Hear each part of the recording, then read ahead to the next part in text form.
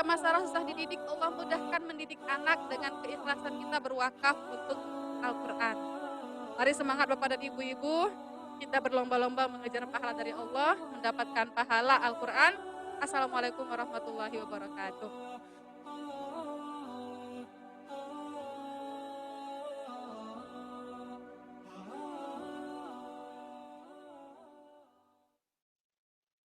Ustaz, saya mendengar bahwasanya wakaf itu berbentuk tanah. Lantas bagaimana dengan wakaf uang tunai? Namanya sekarang adalah wakaf naqdi, wakaf duit. Jadi diwakafkan uang, nanti uang itu akan dibelikan ke barang. Maka dia akan terus terpakai. Diberikan ke semen, diberikan ke ini, diberikan segala macam. Maka dia akan terus terpakai. Jangan pernah khawatir, maka dia akan tetap mengalir. Iza matal insan, hadis riwayat Muslim. Kalau orang mati, inqata'a, putus amalnya, tapi ada yang tetap mengalir. Apa dia? Ilmun yuntaba'u bih, shadaqatun jariyah, waladun salihun yad'ulah. Maka tetaplah beramal jariyah.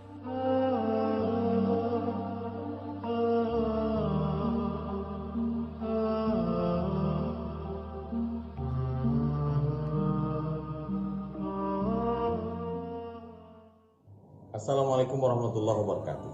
Kalaulah boleh usia ini kita mundur lagi ke belakang, maka berapa banyak usia SD kita itu hilang, terbuang, main-main saja, tak berisi seperti anak zaman sekarang. Nah, jangan sampai anak-anak kita juga begitu. Maka di antara salah satu sekolah yang punya program yang bagus, tamat SD bisa hafal 12 juz targetnya, kemudian hafal hadis 200, namanya SD Al-Quds di kota Samarinda. Penggagasnya diajarkan oleh alumni-alumni Al-Azhar Mesir dan dari Sudan, alma mater saya, adik-adik kelas saya dulu. Kemudian dilanjutkan SMP-nya, namanya SMP Asqalan. Tamat dari SMP ini, boarding school, akhlaknya baik, sholatnya nggak tinggal, hafal 15 juz, dan bisa IT. Jadi jangan bayangkan hafal Quran jadi guru ngaji, imam tarawih, bukan hina, cuman orang memandang rendah. Ini hebat IT, bisa jadi programmer, sekolah desain teknologi, tapi hafal Quran. Dia memprogram bagaimana mencari ayat, terjemah, qiraat melalui program Al-Quran. Baik sekali. Sukses selalu, selamat anak-anak kita dari narkoba, pergaulan bebas, zina, dengan mendaftarkan di sekolah ini. Selamat buat SD Al-Quds. Quran jadi guru ngaji, imam tarawih, bukan hina, cuman orang memandang rendah. Ini hebat IT, bisa jadi programmer, sekolah desain teknologi. Bismillahirrahmanirrahim. Assalamualaikum warahmatullahi wabarakatuh. Kaum muslimin dan muslimat dimanapun berada yang menyaksikan video ini, semoga Allah Subhanahu wa Ta'ala senantiasa memberikan kepada kita rahmat, kasih sayang, memberikan kepada kita umur yang panjang, memberikan kepada kita kelimpahan rezeki yang tidak terputus. Saya sekarang berada dan berdiri tepat di atas lahan yang insya Allah tempat ini akan kita bangun masjid, dan masjidnya akan kita beri nama Masjid Al-Aqsa. Saya ingin mengajak kepada kita semua untuk berlomba dan bersegera. Jangan sampai ketinggalan kesempatan luar biasa ini untuk bersama-sama kita menegakkan agama Allah di atas lahan ini. Bismillahirrahmanirrahim.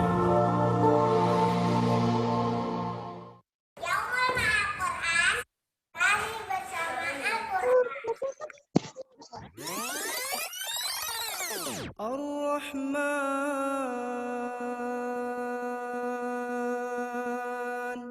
'allamal Qur'an.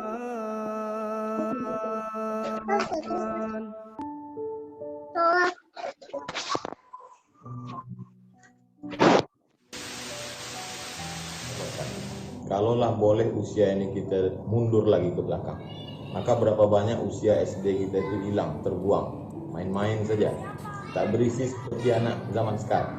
Nah, jangan sampai anak-anak kita juga begitu. Maka di antara salah satu sekolah yang punya program yang bagus, tamat SD bisa hafal 12 juz targetnya, kemudian hafal hadis 200, namanya SD Al-Quds di kota Samarinda. Penggagasnya diajarkan oleh alumni-alumni Al-Azhar Mesir dan dari Sudan, alma mater saya, adik-adik kelas saya dulu. Kemudian dilanjutkan SMP-nya, namanya SMP Asqalan. Tamat dari SMP ini, boarding school, akhlaknya baik, sholatnya nggak tinggal, hafal 15 juz, dan bisa IT. Jadi jangan bayangkan hafal Quran jadi guru ngaji, imam tarawih, bukan hina, cuman orang memandang rendah. Ini hebat IT, bisa jadi programmer, sekolah desain teknologi, tapi hafal Quran. Dia memprogram bagaimana mencari ayat, terjemah, qiraat melalui program Al-Quran. Baik sekali. Sukses selalu, selamat anak-anak kita dari narkoba, pergaulan bebas, zina, dengan mendaftarkan di sekolah ini. Selamat buat SD Al-Quds dan SMP Asqalan. Assalamualaikum imam tarawih, bukan hina, cuman orang memandang rendah. Ini hebat IT, bisa jadi programmer, sekolah desain teknologi, tapi hafal Quran. Dia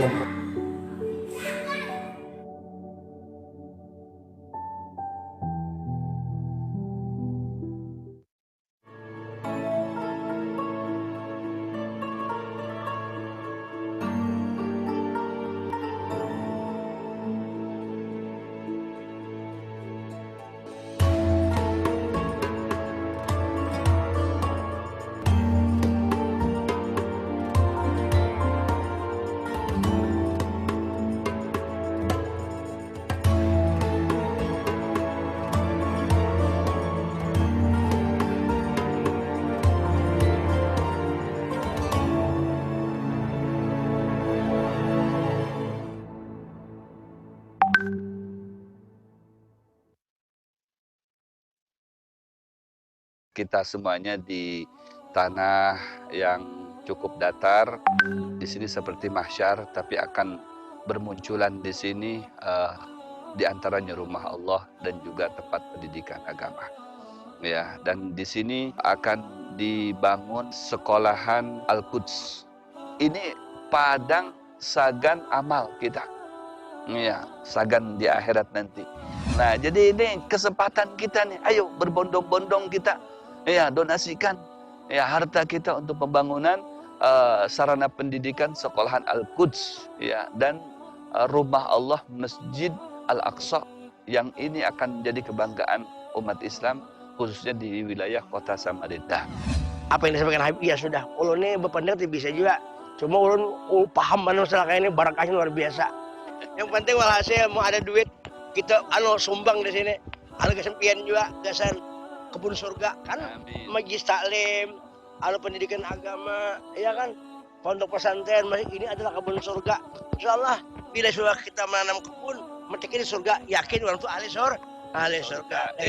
Insyaallah. Kabul. Nah, doakan kita selamat dunia wal akhirah berkat Nabi Muhammad sallallahu alaihi wasallam.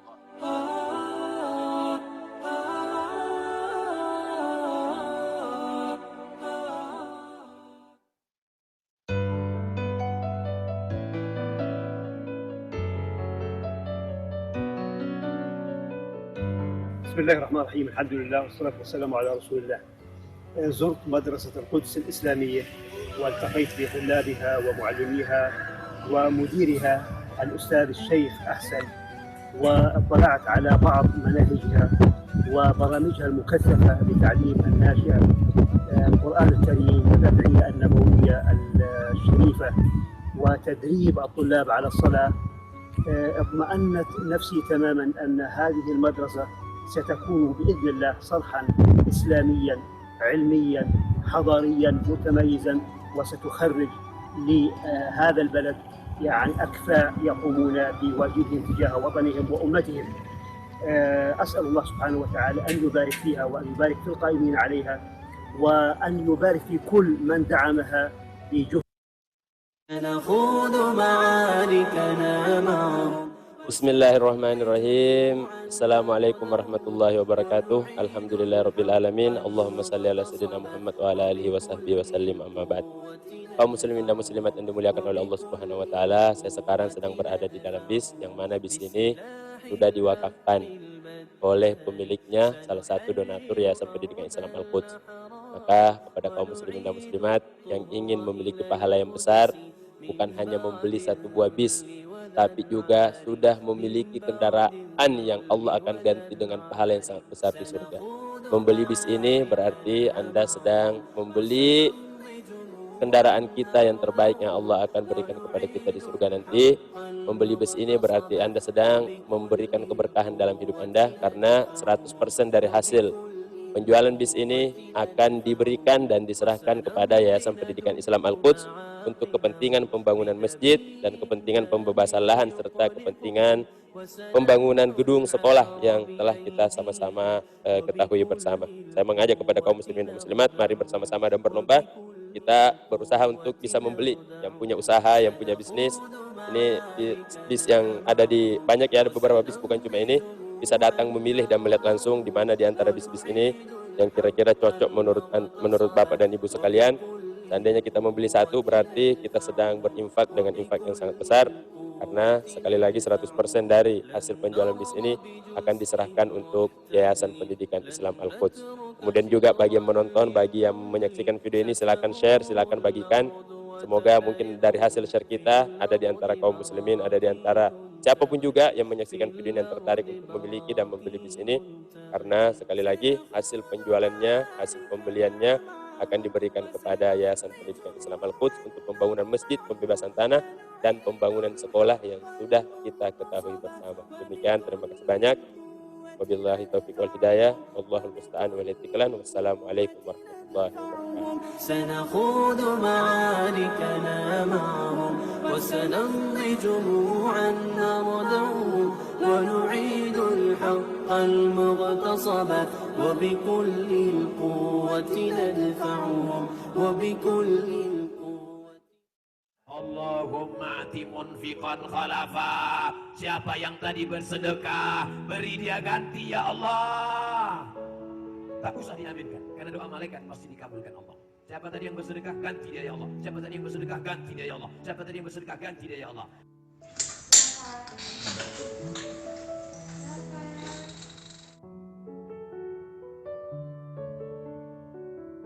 Ada keperluan apa Zia ke sini? Kenapa Zia mau wakaf?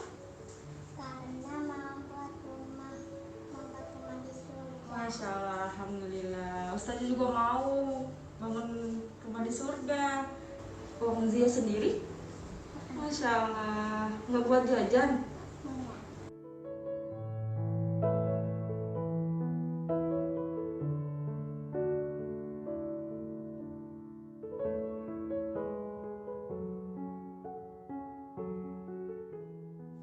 Masya Allah, terima kasih ya Zia. Semoga Allah selalu memberikan ilmu yang bermanfaat kepada Zia. Terus semoga selalu diberikan kemudahan jalannya ya.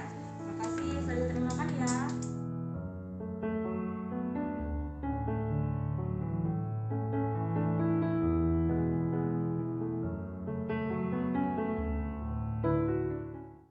Kaum muslimin dan muslimah, alhamdulillah, semua alhamdulillah, hari ini Yayasan Pendidikan Islam Al-Quds mendapatkan wakaf satu buah bus, dan busnya boleh milih lagi mau yang mana, tergantung nanti pembeli mau milih yang mana.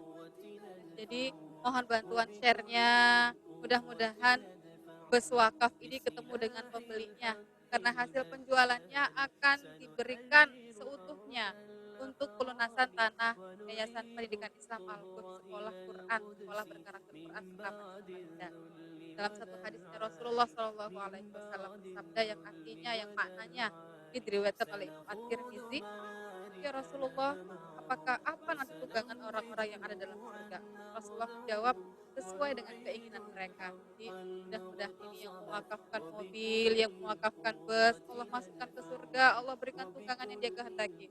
Bapak, Ibu, adik, kakak, semuanya yang ikut men-share sehingga menemukan pembeli dari mobil ini, juga insya Allah Allah masukkan ke dalam surga dan Allah berikan kendaraan yang dikehendaki. Begitu juga nanti pembeli yang membeli mobil wakaf ini, insya Allah Allah juga akan masukkan ke dalam surga mudah-mudahan, dan Allah berikan juga kendaraan yang dia kehendaki di surga. Mohon bantuan share-nya sehingga menemukan pembelinya, dan penjual juga kita doakan semoga sehat dan selalu panjang umur. Demikian, assalamualaikum warahmatullahi wabarakatuh.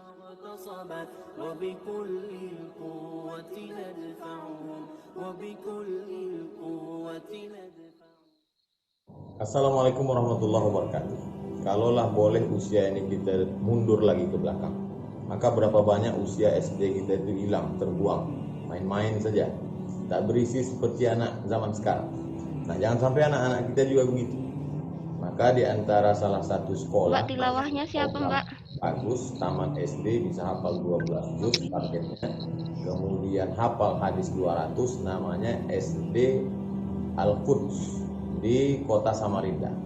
Penggagasnya diajarkan oleh alumni-alumni Al-Azhar Mesir dan dari Sudan, alma mater saya, adik-adik kelas saya. Tes suara. Kemudian dilanjutkan SMP-nya, namanya SMP Asqalan. Tamat dari SMP ini boarding school. Suara anak kedengaran nggak, Mbak?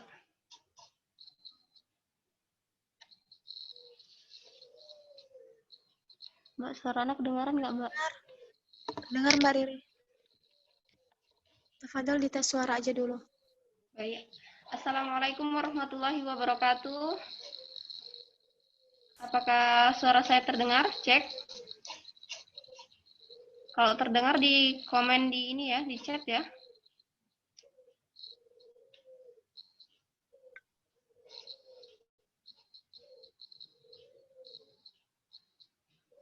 Cek suara, cek. Apakah suara terdengar?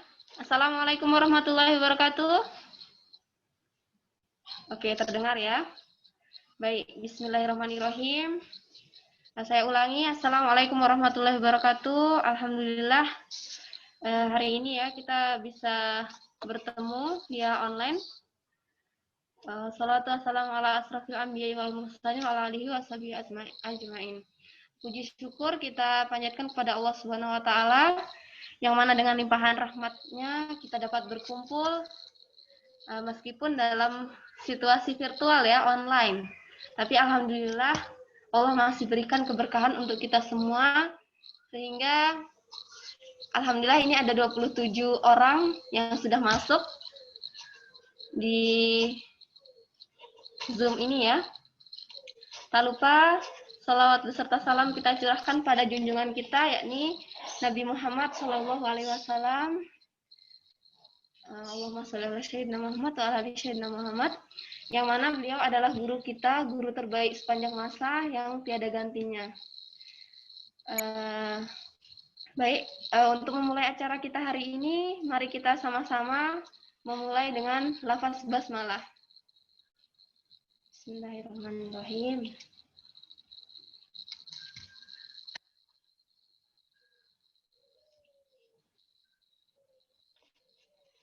Acara selanjutnya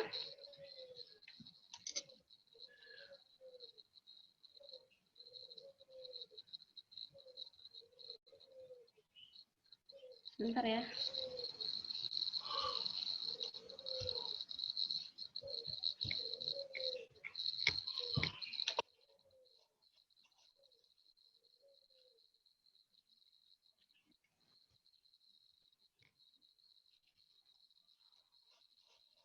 Cek, suara saya terdengar?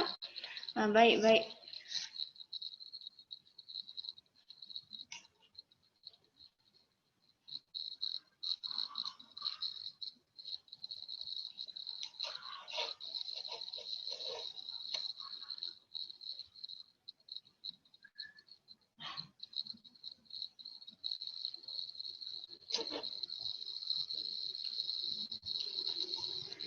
Baik, acara selanjutnya langsung saja karena pemateri kita sudah hadir di sini yakni Ustadz Ahsan. Kepada Ustadz Ahsan, saya persilahkan.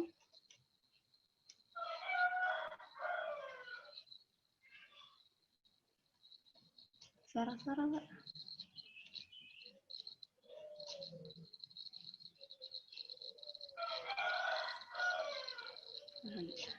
Baik, bismillahirrahmanirrahim. Terdengar suara saya ya? Jelas ya? Terdengar suara saya?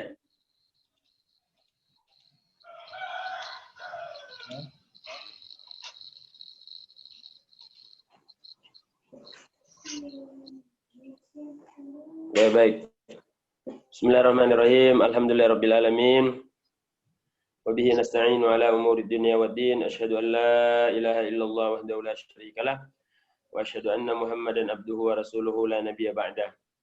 Allahumma salli ala Sayyidina Muhammad wa ala alihi wa ashabihi wa azwajihi wa zurriyatihi wa man tabi'ahum bi ihsanin ila yaumiddin, amma ba'd. Para peserta kajian yang dimuliakan oleh Allah Subhanahu wa taala, Alhamdulillahirrabbilalamin. Puji dan syukur kita panjatkan kehadirat Allah. Pada sore hari ini Allah masih memberikan kesempatan kepada kita, masih memberikan umur yang panjang, masih memberikan kesehatan. Sehingga alhamdulillah kita bisa bertemu dan bisa belajar dan bisa bersama-sama mengkaji firman Allah Subhanahu wa taala, ayat Allah Subhanahu wa taala yang terdapat di dalam surat Al-Ikhlas. Baiklah, langsung aja ya.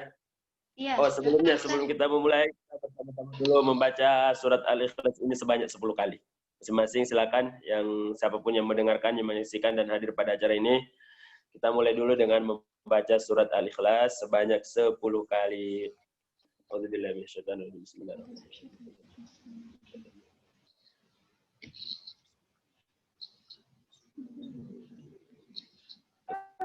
Bismillahirrahmanirrahim.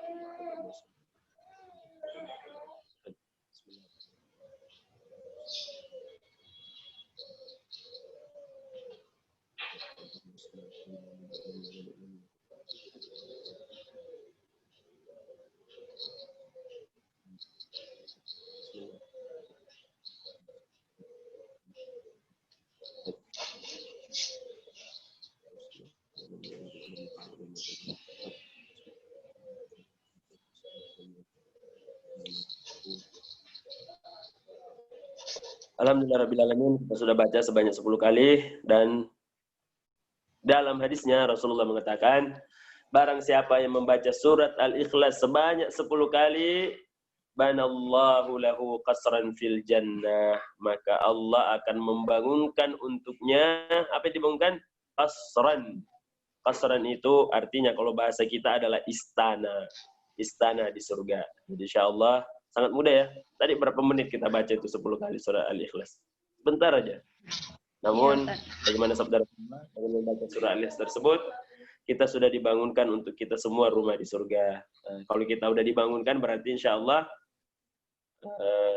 kita ada jalan untuk datang masuk ke dalam surga. Karena rumahnya udah disiapkan. Masa disiapkan rumahnya lalu tidak datang.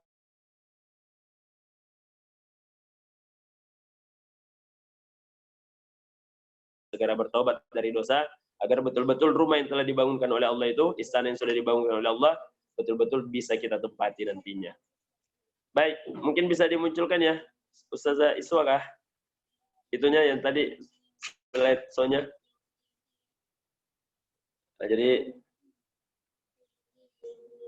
dari awal dulu. Insya Allah hari ini kita akan mengkaji dan membahas tentang tadabbur surat Al-Ikhlas. Saya lebih senang ya menyebutnya dengan tadabbur ya, bukan tafsir, karena tafsir itu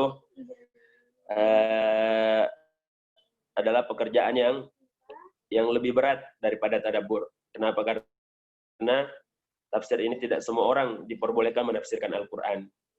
Adapun saya tidak sedang menafsirkan Al-Quran. Saya menyampaikan apa yang pernah ditafsirkan oleh para ulama. Saya menjadi penyambung lidah apa yang pernah ditulis oleh para guru-guru kita.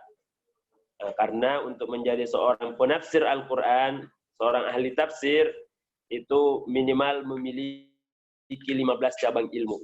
15 cabang ilmu ini, itu adalah bukan ilmu sembarangan, tapi ilmunya lumayan berat. Terutama adalah mengetahui bahasa Arab secara mendalam. Itu yang paling nomor satu, itu mengerti bahasa Arab. Nah, jadi nanti kalau ada orang yang berani-berani menafsirkan Al-Quran, coba tanya sama dia paham nggak bahasa Arab? Nah, kalau ada orang yang tidak paham bahasa Arab, tidak mengerti bahasa Arab, lalu dengan sok-sokan menafsirkan Al-Quran, yakin dan percaya bahwa apa yang dia katakan itu lebih banyak salahnya daripada benarnya. Mengapa saya mengatakan kita tadabbur? Karena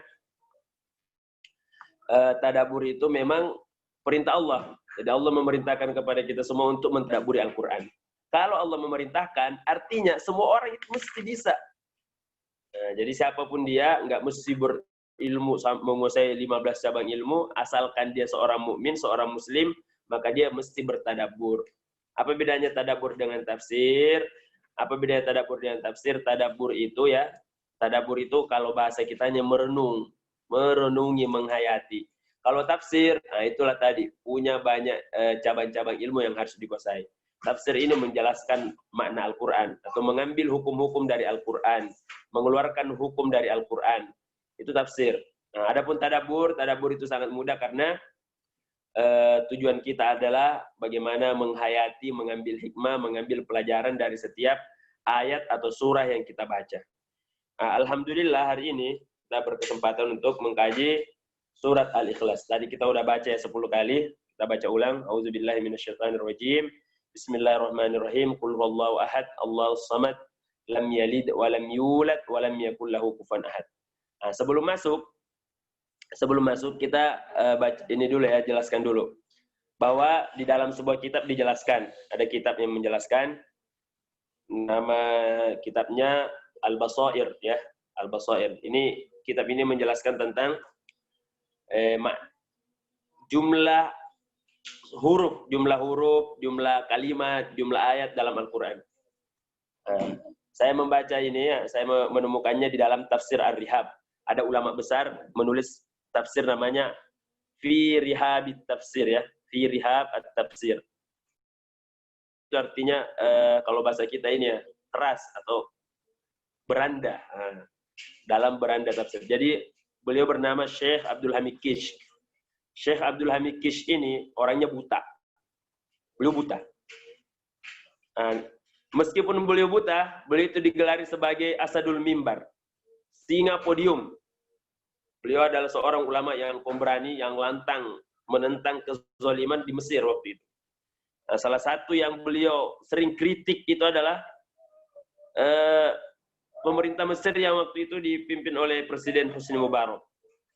Husni Mubarak ini memimpin Mesir dan beberapa kebijakan-kebijakan beliau itu diprotes oleh Syekh Abdul Hamid Kish ini. Syekh Abdul Hamid Kish ini walaupun buta, beliau ada seorang ulama, hafal Quran, ya, hafal hadis dan sebagainya, pokoknya ulama besar. Nah, dan beliau mendapatkan tugas khusus menjadi imam dan khotib khusus di sebuah masjid. Saya sering sampaikan, orang kalau di Mesir itu, kalau dia sudah diangkat menjadi imam dan khotib, maka beliau-beliau ini itu akan menjadi imam dan khotib selama bertahun-tahun di sebuah masjid. Jadi bayangkan selama setahun khutbahnya itu beliau terus yang khutbah. Nah, selama setahun beliau khutbah ini, khutbahnya tidak ada yang pernah berulang.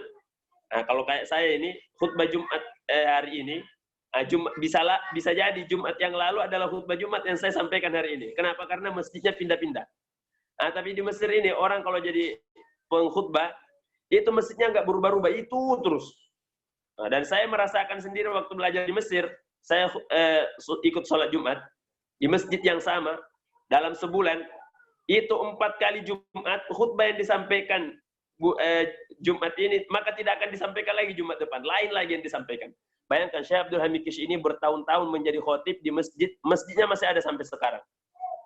Namun karena beliau terkenal lantang dan sering menyampaikan kritik yang pedas kepada penguasa waktu itu, akhirnya beliau menjadi tahanan rumah. Dilarang berkhutbah, nggak boleh lagi khutbah. Ketika beliau nggak boleh khutbah inilah, beliau mengatakan seorang muslim tidak boleh berhenti untuk bergerak dan berbuat menyampaikan ajaran Allah Subhanahu wa taala. Maka beliau menulis tafsir. Menulislah beliau tafsir yang diberi nama Fi Rihabit Tafsir. Fi Rihabit Tafsir inilah, disitulah saya mengambil nih. Jadi sebagian yang saya sampaikan hari ini, itu saya ambil dari tafsir beliau. Saya ambil dari tafsir beliau namanya Fi Rihabit Tafsir. 30 juz beliau tafsirkan. Nah, dan beliau mengatakan inilah hikmah bahwa seorang muslim itu tidak boleh berhenti. Beliau menjadi tahanan rumah, nggak boleh lagi khutbah, tapi beliau mengatakan justru ada hikmahnya. Saya bisa menulis tafsir, dan alhamdulillah, coba kalau beliau nggak jadi tahanan rumah, mungkin beliau akan khutbah terus, akan ceramah terus, dan tidak punya kesempatan untuk menulis.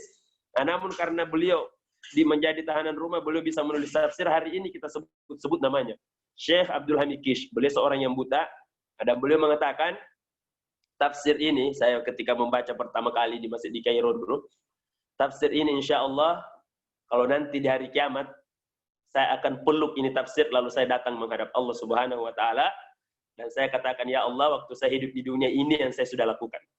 Saya menafsirkan, saya menjelaskan ayat-ayatmu, saya menjelaskan kitab sucimu kepada umatmu. Nah, waktu itu saya dilarang berceramah, dilarang berdakwah. namun tidak menghalangi saya untuk menyampaikan ajaran-ajaranmu. Inilah tafsir yang saya peluk ini, dan saya dulu kerjakan di dunia. Ini juga menjadi waktu saya baca itu, ya Allah, menjadi pengingat kepada saya ini udah hidup sekian, apa yang saya sudah lakukan untuk agama ini. Menjadi pertanyaan juga bagi kita semua, saya sudah berbuat apa untuk Islam? Saya sudah berbuat apa untuk Allah Subhanahu wa Ta'ala? Syekh Abdul Hamid mengatakan, saya bersyukur, saya menjadi tahanan rumah, saya menyelesaikan tafsir ini. Di Indonesia kita juga punya ulama, namanya Buya Hamka. Buya Hamka itu menulis tafsir lengkap juga 30 juz, mulai dari Al-Fatihah sampai An-Nas. Beliau mengatakan, saya bersyukur ketika saya dipenjara oleh Soekarno 4 tahun, beliau menyelesaikan tafsirnya itu di dalam penjara. Syekh Abdul Hamid Kish tadi ini singkat cerita, beliau itu ketika meninggal pada hari Jumat.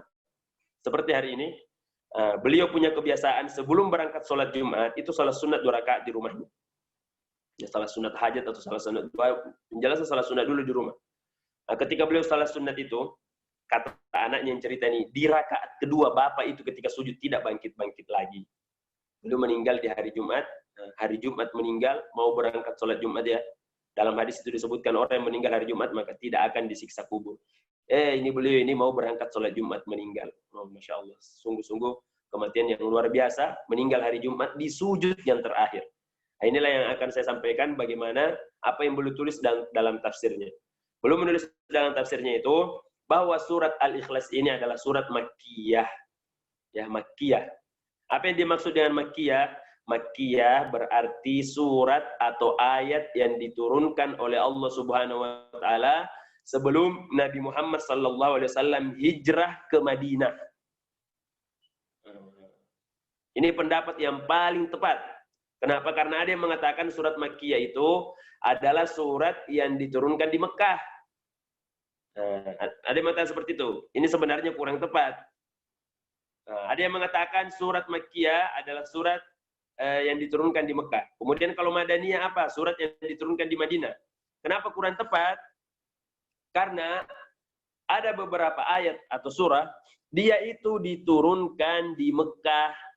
Tapi dalam kenyataannya dia surat Madaniyah. Jadi kita kan sering mendengarkan Makkiyah dan Madaniyah. Maka pengertian yang paling tepat untuk Makkiyah dan Madaniyah ini, Makkiyah adalah surat yang diturunkan atau ayat yang diturunkan sebelum Rasulullah hijrah ke Madinah.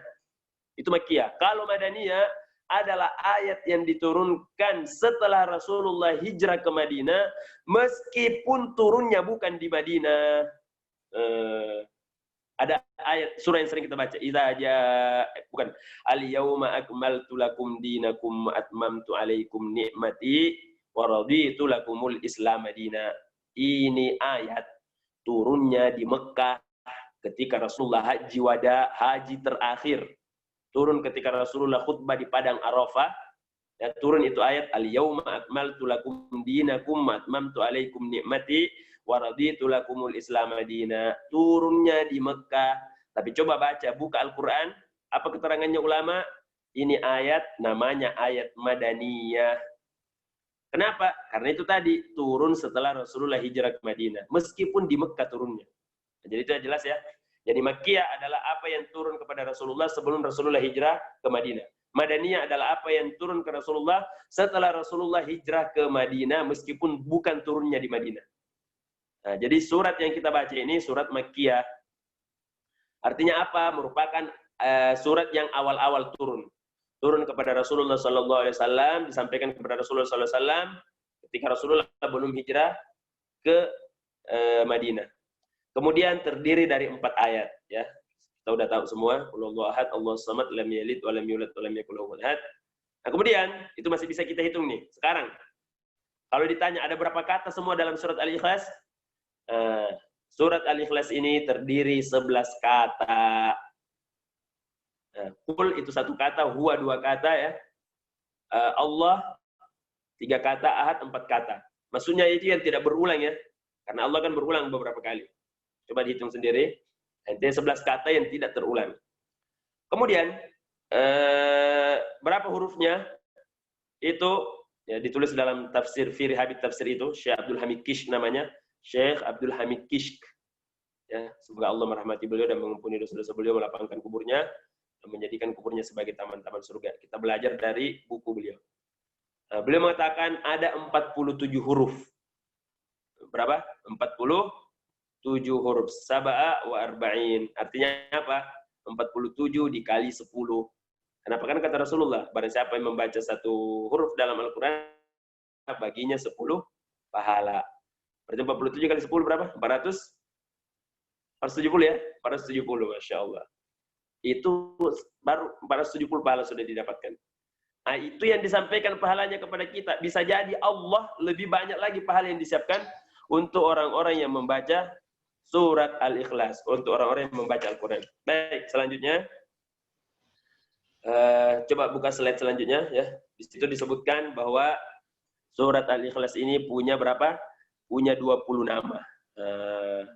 Pada pertemuan yang lalu saya sudah sampaikan bahwa di surah Al-Fatihah juga punya banyak nama kan? Semakin banyak namanya, semakin banyak gelarnya, berarti semakin tinggi kedudukannya. Orang kalau namanya cuma polos, namanya itu aja, berarti ya menunjukkan kedudukannya dia. Tapi ada orang yang namanya itu banyak sekali. Sebelumnya banyak ini gelar-gelarnya, setelahnya banyak lagi gelarnya. Profesor, doktor, ini, setelahnya ada lagi PhD, ada lagi MA, ada lagi LC, dan sebagainya. Nah, gitu. Sama Al-Quran ini, salah satu surah yang punya banyak nama adalah surat Al-Ikhlas. Saya akan bacakan satu persatu ya. Yang pertama itu disebut dengan surat Tauhid ya. Itu Tauhid nomor 20, tapi sebenarnya yang pertama. Surat Tauhid. Ini disebutkan juga di dalam tafsirnya Syekh Abdul Hamid Kish.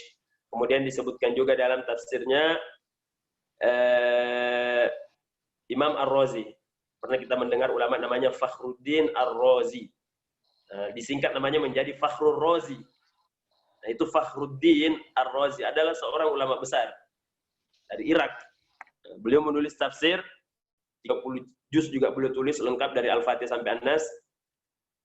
Dan merupakan rujukan tafsir yang paling penting dalam penafsiran Al-Quran. Beliau menuliskan juga dalam kitabnya bahwa surat Al-Ikhlas ini punya banyak nama. Yang pertama adalah Suratul At-Tauhid ya, Suratul Tafrid ya, saya tulis Suratul Tafrid.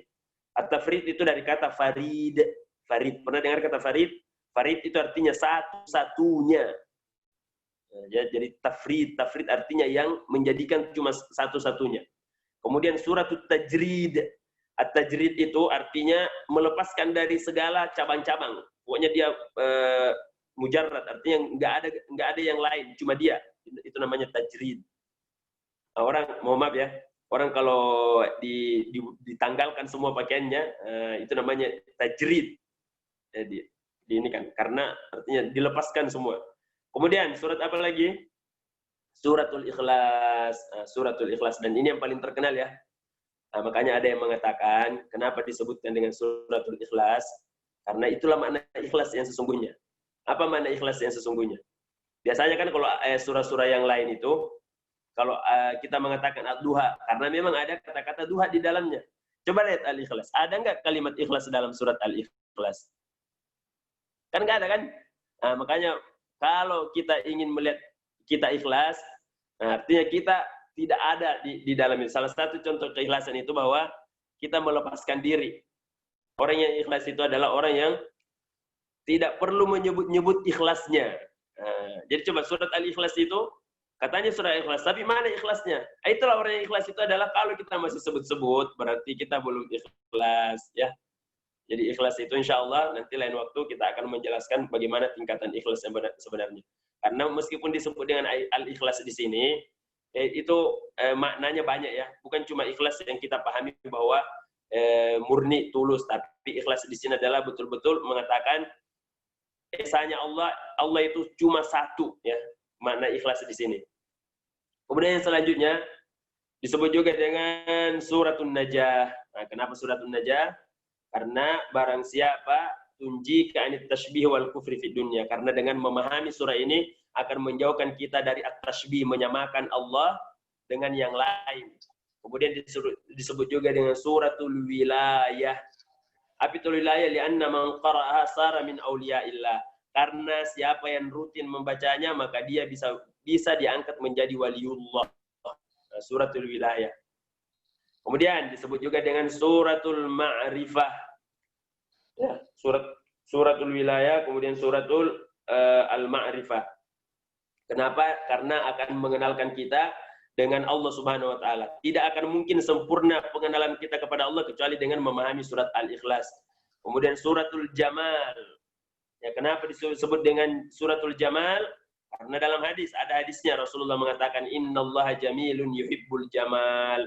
Allah itu jamil, Allah itu sangat indah dan mencintai keindahan. Makanya disebut juga dengan suratul Jamal. Nanti jangan kaget, nanti iqra surat Al-Jamal. Apa suratul Jamal? Nah, suratul Jamal itu adalah surat Al-Ikhlas. Jadi banyak nama-nama ini. Nah, kalau kita tidak belajar, tidak mengkaji, nanti tiba-tiba kita kaget. Baca suratul Jamal. Apa surat Al-Jamal? Nah, kemudian ada namanya surat Al-Muqashqishah. Ya, Al-Muqashqishah itu artinya yang membersihkan. Membersihkan dari apa? Atau yang menjauhkan dari kesyirikan. Kemudian suratul Aman. Al-Aman artinya aman. Suratul Mu'awwizah. Al-Mu'awwizah artinya surat perlindungan. Ya, ta'awuz. Karena kita memohon perlindungan kepada Allah. Kemudian disebut juga dengan suratus Samad. Suratus Samad. As-Samad. Nah, ada dalam isinya kan Allahus Samad. Kemudian disebut juga dengan suratul Asas. Asas artinya pondasi. Nah, kemudian suratul Mani'ah. Al-Mani artinya yang mencegah, yang menghalangi. Kemudian disebut juga dengan surat Al-Mudirah ya. Oh bukan Al-Mudirah tapi Al-Muhdhirah. Al-Muhdhirah ya, Al-Muhdhirah. Kenapa? Li'annal malaika tahdur listima'iha. Surat yang menghadirkan. Kenapa dikatakan surat yang menghadirkan? Karena di saat kita membaca surat Al-Ikhlas, maka dia menyebabkan malaikat datang untuk mendengarkan dibaca. Nah, itu maksudnya. Dia menghadirkan malaikat. Barokah dari surat Al-Ikhlas ini dengan membacanya, maka akan hadir malaikat untuk mendengarkannya. Iza quri'at, jika dibacakan. Ini Imam Ar-Razi yang menulis seperti itu. Kemudian, surat apa lagi? Al-Bara'ah. Bara'ah itu artinya membebaskan. Membebaskan dari apa? Membebaskan dari kesyirikan, dari kemunafikan. Ya. Kemudian surat Al-Muzakkirah. Apa artinya Al-Muzakkirah? Artinya yang mengingatkan. Fazakir ya dalam surat Al-A'la. Fazakir innama anta muzakkir. Surat Al-Ghasyiyah lasta alaihim bimusaitir. Kemudian yang ke berapa? Yang selanjutnya Asy-Syafiyah, surat yang Asy-Syafiyah artinya menyembuhkan ya. Kemudian yang selanjutnya surat An-Nur. An-Nur disebut surat An-Nur karena dengan memahami surat Al-Ikhlas kita akan bercahaya hidupnya. Ini ada hadisnya inna likulli syai'in nuran wa nurul Qur'an qul huwallahu ahad. Segala sesuatu itu punya cahaya. Nah, wa nurul Qur'an dan cahayanya Al-Qur'an adalah qul huwallahu ahad. Adalah surat qul huwallahu ahad. Kemudian apalagi yang keberapa? Yang ke-19 Al-Munaffirah.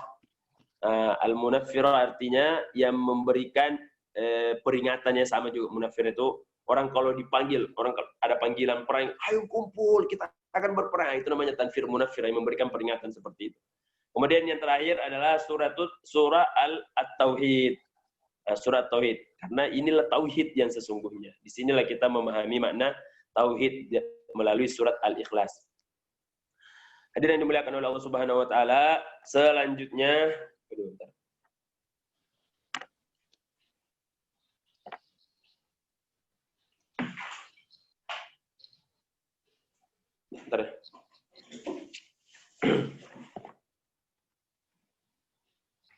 Ya baik, kita tunggu Ustadznya ya, sebentar. Oke, kita lanjutkan ya. Ya, Surat Ustaz. Tauhid. Yang terakhir adalah surat Tauhid. Ini ada 20 nama ya, jadi nanti jangan kaget. Ada syekh, ada ulama nguji kita. Coba kamu hafal surat Al-Muqashqishah. Hafal Al-Muqashqishah, tidak ada perasaan dalam Al-Quran surat Al-Muqashqishah. Bukan ada, kita yang belum baca. Nah, insya Allah kita yang belum mendengar kajiannya. Alhamdulillah kita sudah sampaikan sekarang, jadi nggak usah kaget lagi nanti. Banyak nama-nama ya. Sebagaimana Al-Fatihah kemarin namanya banyak, maka surat-surat lain juga punya banyak nama. Baik, selanjutnya kita akan mengkaji tentang kemuliaannya. Fadluhu. Apa saja kemuliaan Al-Quran ini? Yang pertama, yang paling terkenal ya, ishtara fil ahadis.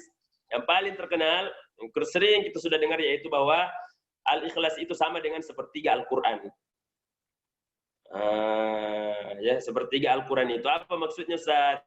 Sepertiga Al-Quran itu maksudnya Bukan berarti, berarti kalau gitu saya baca aja Al-Ikhlas 3 kali. Meskipun ada hadisnya seperti itu ya, bahwa Sayyidina Ali mengatakan, berarti saya sudah khatam dong Al-Quran sekali. Karena saya membaca seperti Al-Quran. Sebenarnya bisa aja kita maknai seperti itu. Tapi ya, tentu berbeda orang yang mengkhatamkan Al-Quran dengan orang yang membaca Al-Ikhlas 3 kali. Tidak sama lah. Masa sama disamakan pahalanya. Tapi makna yang paling bisa diterima, bahwasanya Rasulullah mengatakan sepertiga Al-Quran karena Al-Quran itu isinya 3. Apa yang pertama? Isinya berisi tentang akidah. Surat Al-Ikhlas itu isinya akidah. Kemudian berisi tentang ibadah. Kemudian berisi tentang sejarah dan akhlak. Jadi pas kan? 3, sepertiga. Makanya Al-Quran dikatakan sepertiganya Al-Quran, artinya sepertiga pembahasan Al-Quran itu ada dalam surat Al-Ikhlas, pembahasan akidah. Karena surat Al-Quran ini ya, Al-Quran itu dari awal itu tidak lepas dari 3 hal ini. Kalau dia nggak membahas akidah, berarti dia membahas ibadah. Kalau dia mau ibadah dan hukum, ya ibadah dan hukum, dan sejarah dan akhlak. Pasti ada sejarah itu dalam Al-Quran. Pasti ada pembahasan tentang bagaimana berakhlak, bagaimana beribadah, dan bagaimana berakidah. Tidak lepas dari 4 hal ini, dari 3 hal ini. Ya, akidah, ibadah, dan hukum-hukum, kemudian atau syariat, dan yang ketiga adalah sejarah. Ada sejarahnya juga dalam Al-Quran itu. Nah, sepertiganya itu berisi tentang akidah. Surat Al-Ikhlas itu full isinya adalah akidah, makanya dikatakan sepertiga. Jadi meskipun ya tetap ya pahalanya besar bagi orang yang khusus membaca Al-Ikhlas. Nah, tapi sekali lagi kita mesti membaca juga yang lain. Kan kita ada punya programnya one day one juz. Sebisa mungkin sehari itu khatam 1 juz. Namun seandainya tidak bisa, maka ya itulah tadi, perbanyak membaca surat Al-Ikhlas. Kenapa? Ini yang kedua, karena dengan rajin membaca surat Al-Ikhlas akan menjadi sebab Allah Subhanahu wa taala memberikan kepada kita apa? Keamanan. Ya, sebab Allah mencintai kita, Allah akan mencintai kita dengan rutin membaca surat Al-Ikhlas. Nah, di dalam tafsir Syekh Abdul Hamid Kish ada penjelasannya, bahwasanya itu ada beberapa hadis ya. Tadi kan sudah disebutkan juga bahwa surat Al-Ikhlas ini berarti al-aman, yang memberikan rasa aman. Kenapa orang merasa aman? Karena dia dicintai oleh Allah Subhanahu wa taala. Baik. Di surat apa maksudnya Allah akan mencintai kita? Ada kan sebuah hadis disebutkan bahwa ada sahabat ini asal dia baca Al-Quran, asal dia sholat, ketika dia sholat itu jadi begini caranya. Waladdallin, amin. Setelah itu membaca surat kan, dia membaca Bismillahirrahmanirrahim, Qul huwallahu ahad, Allahus samad, lam yalid wa lam yulad wa lam yakul lahu kufuwan ahad. Baru setelah itu dia baca lagi Bismillahirrahmanirrahim, wadduha wal laili idza saja, ma waddaka rabbuka wa ma qala, walal akhiratu khairul laka minal ula, wala sawfa yu'tika rabbuka fatarda. Baru dia sujud. Rakaat kedua, sebelum dia baca surah yang lain, dia baca lagi surat Al-Ikhlas. Akhirnya dilaporkan, ini orang kok baca terus surat Al-Ikhlas, asal mau baca surah baca Al-Ikhlas. Dilapor sama Rasul, ya Rasulullah, ini ada sahabatmu ya yang memimpin pasukan ini. Kalau dia disuruh imam, itu asal dia mau baca surah apapun, dia pasti baca dulu surat Al-Ikhlas. Akhirnya dipanggil orang ini. Kamu kenapa seperti itu ya? Kenapa engkau melakukan hal tersebut? Apa jawaban beliau?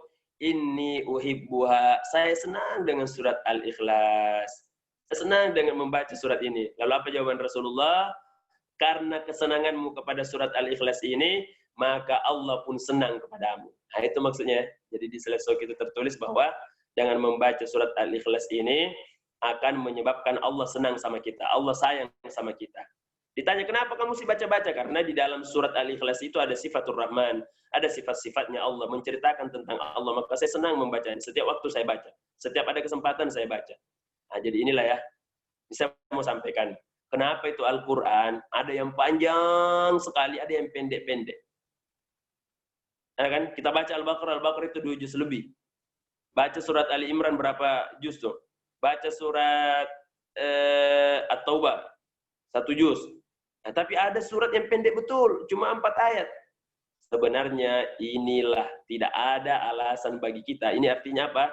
Agar nanti kita tidak punya alasan di hadapan Allah kenapa tidak mengaji. Agar nanti Allah itu ya tidak mau tahu apa alasan kalian kenapa tidak hafal Quran. Ya Allah, saya nggak bisa hafal Al-Quran semuanya. Kenapa? Panjang. Itu ada surat Ikhlas pendek. Kenapa kamu nggak hafal juga? Nah, jadi itulah hikmahnya kenapa ini Al-Quran ada yang panjang, ada yang pendek betul. Karena agar kita nanti tidak ada alasan ya saat ditanya oleh Allah, kamu hidup di dunia seberapa tahun? Berapa kamu hafal Al-Quran? Berapa sudah Al-Quran kamu baca? Nah, kita mengatakan itu surat Al-Baqarah susah betul saya hafal ya Allah. Tapi kan ada surat Al-Ikhlas.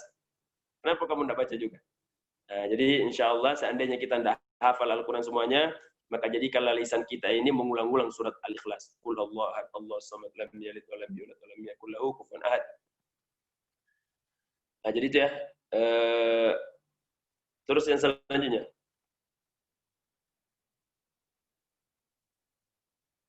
Selanjutnya itu apa tadi?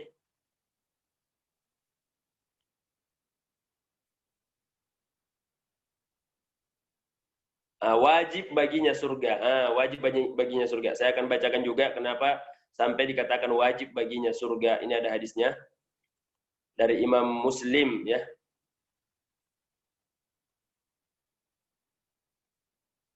Bukan dari Imam At-Tirmizi. Imam At-Tirmizi meriwayatkan an Abi Hurairah qala aqbaltu ma'an Nabi sallallahu alaihi wasallam fasami rajulan yaqra qul huwallahu ahad.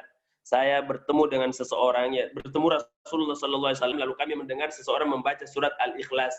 Wa qala Rasulullah sallallahu alaihi wasallam wajabat.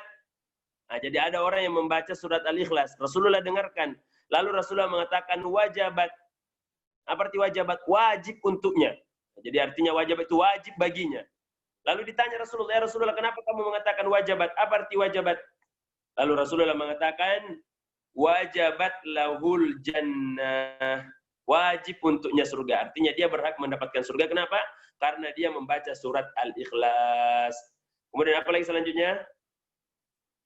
Nama Allah yang paling agung. Nama Allah yang paling agung ya. Nama Allah yang paling agung itu ada dalam surat Al-Ikhlas. Nah, ini ada sebuah doa. Saya akan bacakan doanya ya. Kata Rasulullah, siapa yang membaca dengan doa ini maka pasti dikabulkan doanya. Coba silakan didengarkan, kalau bisa direkam ya. Apa kata Rasulullah? Jadi dulu ada orang, ini bukan dari Rasulullah doanya, tapi ada orang yang membaca doa ini. Jadi seorang itu membaca doa ini. Bagaimana dia berdoa? Allahumma inni, ya Allah, sesungguhnya saya as'aluka, memohon kepadamu bi anni ashhaduka. Saya memohon kepadamu, saya berani meminta kepadamu karena saya ini bersaksi bahwa engkaulah bi anni ashhaduka annaka antallah, bahwasanya engkaulah Allah satu-satunya, engkaulah Tuhan satu-satunya. Annaka antallah la ilaha illa ant, tidak ada Tuhan selain engkau. Al-ahad, al-ahad. Jadi kata al-ahad ini as-samad. Nah, itu kata dia, lam yalid wa lam yulad wa lam yakul lahu kufuwan ahad. Nah, Rasulullah bilang, siapa tadi berdoa itu? Siapa yang berdoa seperti itu? Kaget Rasulullah mendengarkan doa itu. Nah, begitu Rasulullah kaget dipanggil orang tersebut lalu ditanya, kamu tadi yang berdoa seperti itu? Iya Rasulullah, benar. Apa kata Rasulullah? Laq sa'altallaha bismihil a'zam. Engkau meminta kepada Allah dengan namanya yang paling agung. Idza su'ila bihi u'tiya.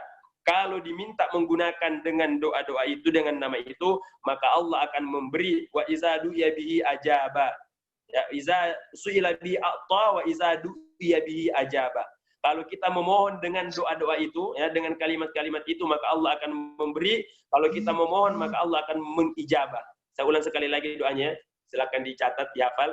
Allahumma, ya Allah, inni as'aluka, saya memohon kepadamu, bi anni, karena sesungguhnya saya asyhadu, mengakui, ya, annaka antallah, bahwa sesungguhnya engkaulah Allah, al-ahad, as-samad, ya, yang maha esa, yang maha tempat kita bergantung semuanya.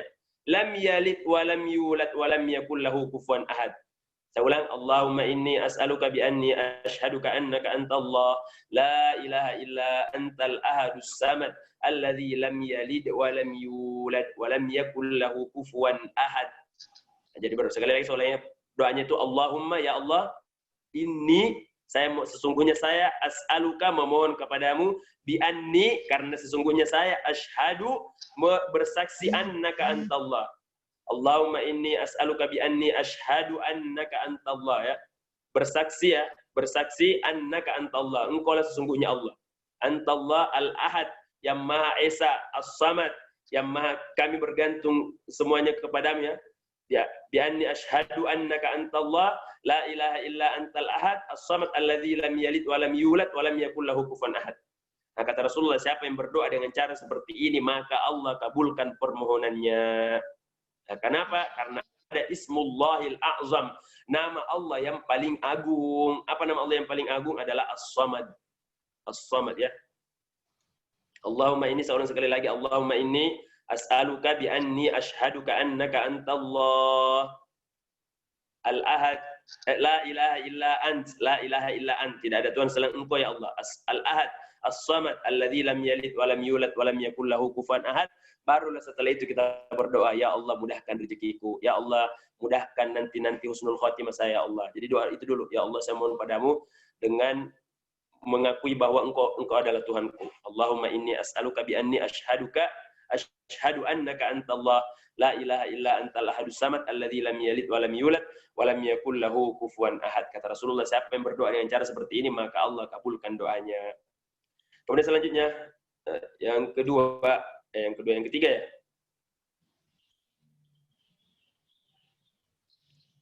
Dibangunkan istana di surga. Nah, tadi kita udah lakukan. Kata Rasulullah, barang siapa yang membaca surat Al-Ikhlas sebanyak 10 kali, maka Allah akan bangunkan baginya istana di surga. Nah, mendengarkan hadis ini ya, ini saya baca. Man qara'a qul huwallahu ahad asyara marratin banallahu lahu qasran fil jannah. Barang siapa yang membacanya 10 kali, maka Allah akan bangunkan baginya satu istana di surga. Wa man qara'a 20 marrah, barang siapa yang membacanya 20 kali, maka Allah akan bangunkan baginya 2 istana di surga. Wa man qara'a 30 marrah ya. Barang siapa yang membacanya 30 kali, maka Allah akan bangunkan baginya 3 istana di surga. Faqala Umar bin Khattab. Umar waktu mendengar Rasulullah berbicara seperti itu, apa kata beliau? Izan nuksiru kusurana. Kalau begitu ya Rasulullah, kami akan memperbanyak istana kami di surga kalau begitu. Jadi kata Umar, kok gampang betul kalau cuma baca Al-Ikhlas 10 kali udah dapat satu istana. Saya akan perbanyak istana saya di surga. Apa jawaban Rasulullah ketika itu? Faqala sallallahu alaihi wasallam, Allahu awsa'u min zalik. Allah lebih kaya dan lebih banyak dari apa yang kamu baca. Jadi jangan khawatir. Berarti penuh dong ini surga nanti istana-istana. Ingat ya. Surga itu Allah mengatakan arduha lebarnya saja sudah selebar langit dan bumi, belum panjangnya, baru lebarnya. Jadi bayangkan, arduhas samawati wal ardh, lebarnya surga itu selebar langit dan bumi, belum panjangnya, baru lebarnya. Nah, kemudian selanjutnya apa lagi kata Rasulullah? Doa sebelum tidur. Kenapa saya katakan doa sebelum tidur? Jadi dalam hadis itu, Ibunda Aisyah, Sayyidatina Aisyah mengatakan, Rasulullah itu kalau mau tidur, dia seperti ini nih. Jadi tangannya dihadapkan ke mukanya, baru membaca surat Al-Ikhlas 3 kali. Bismillahirrahmanirrahim. Sampai 3 kali. Jadi ini tangannya terhembus udara dari mulutnya. Terasa di tangan itu hembusan angin. Setelah itu membaca surat Al-Falaq, qul a'udzu birabbil falaq min syarri ma khalaq wa min syarri ghasiqin idza waqa min syarri nafasati fil 'uqad, sampai 3 kali. Setelah itu baca surat An-Nas, qul a'udzu birabbin nas. Ini terasa jadi udara itu ini tertahan di sini. Jadi Al-Ikhlas 3 kali, Al-Falaq 3 kali, An-Nas 3 kali dibaca di sini. Setelah itu diusap ke seluruh tubuh, diusap ke mukanya, ke seluruh tubuh, ke tangannya, sampai seluruh anggota tubuh yang tercapai oleh tangan kita, sampai ke ujung kaki. Apa hikmahnya? Orang kalau baca ini insya Allah tidak akan terkena sihir. Tidak akan kena sihir. Ada orang nyihir dia. Itu kan kalau tidur kita adalah kondisi yang paling lemah. Kita lemah tak berdaya. Ya, tiba-tiba kena sihir, tiba-tiba ada yang mau nyerang. Kalau baca ini insya Allah, Allah akan lindungi berkah bacaan tadi. Ya, qul huwallahu ahad, qul a'udzu birabbil falaq, qul a'udzu birabbin nas dibaca dengan tangan diletakkan di hadapan muka seperti ini. Lalu dihembuskan, terakhir dihembuskan, lalu digosok ke seluruh badan kita. Nah, itu amalan Rasulullah. Siapa yang cerita? Sayyidatina Aisyah. Wa qala al-Bukhari an Aisyah. Yang meriwayatkannya Imam Bukhari. Yang menceritakannya sehingga sampai kepada kita adalah Ibunda Aisyah. Nah, karena kan Rasulullah mau tidur, yang tahu bagaimana Rasulullah di rumahnya adalah istrinya. Itulah hikmahnya ya, kenapa Rasulullah menikahi Ibunda Aisyah. Sebenarnya, jadi dalam ajaran Islam itu saya sedikit ceritanya. Ajaran Islam itu Rasulullah itu sebenarnya ya, kenapa beliau menikah dan banyak istrinya? Itu salah satu hikmahnya agar banyak yang menceritakan kondisi rumah tangga Rasulullah kepada kita. Dan sebenarnya Rasulullah itu, kalau Rasulullah sendiri ya, makanya ada yang menjelaskan Rasulullah itu dua. Rasulullah menikah itu ada dua.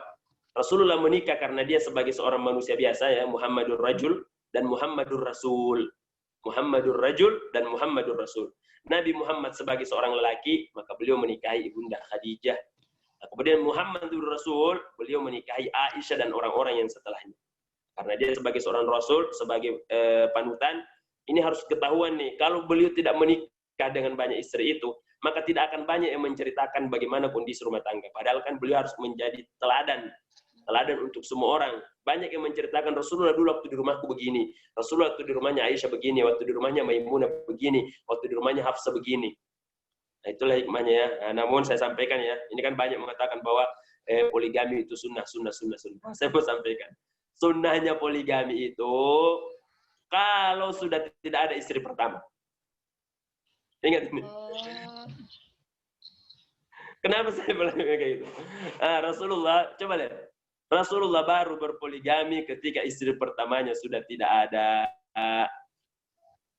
Ini pendapat yang saya ikut ya.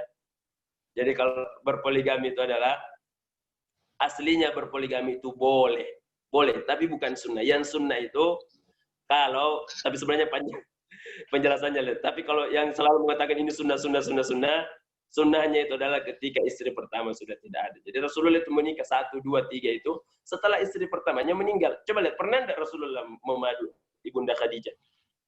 Nah, itu pun Rasulullah menikah lagi dengan Ibunda Aisyah karena disuruh oleh Rasulullah 3 malam berturut-turut Rasulullah mimpi diantarkan kepadanya wajahnya Aisyah.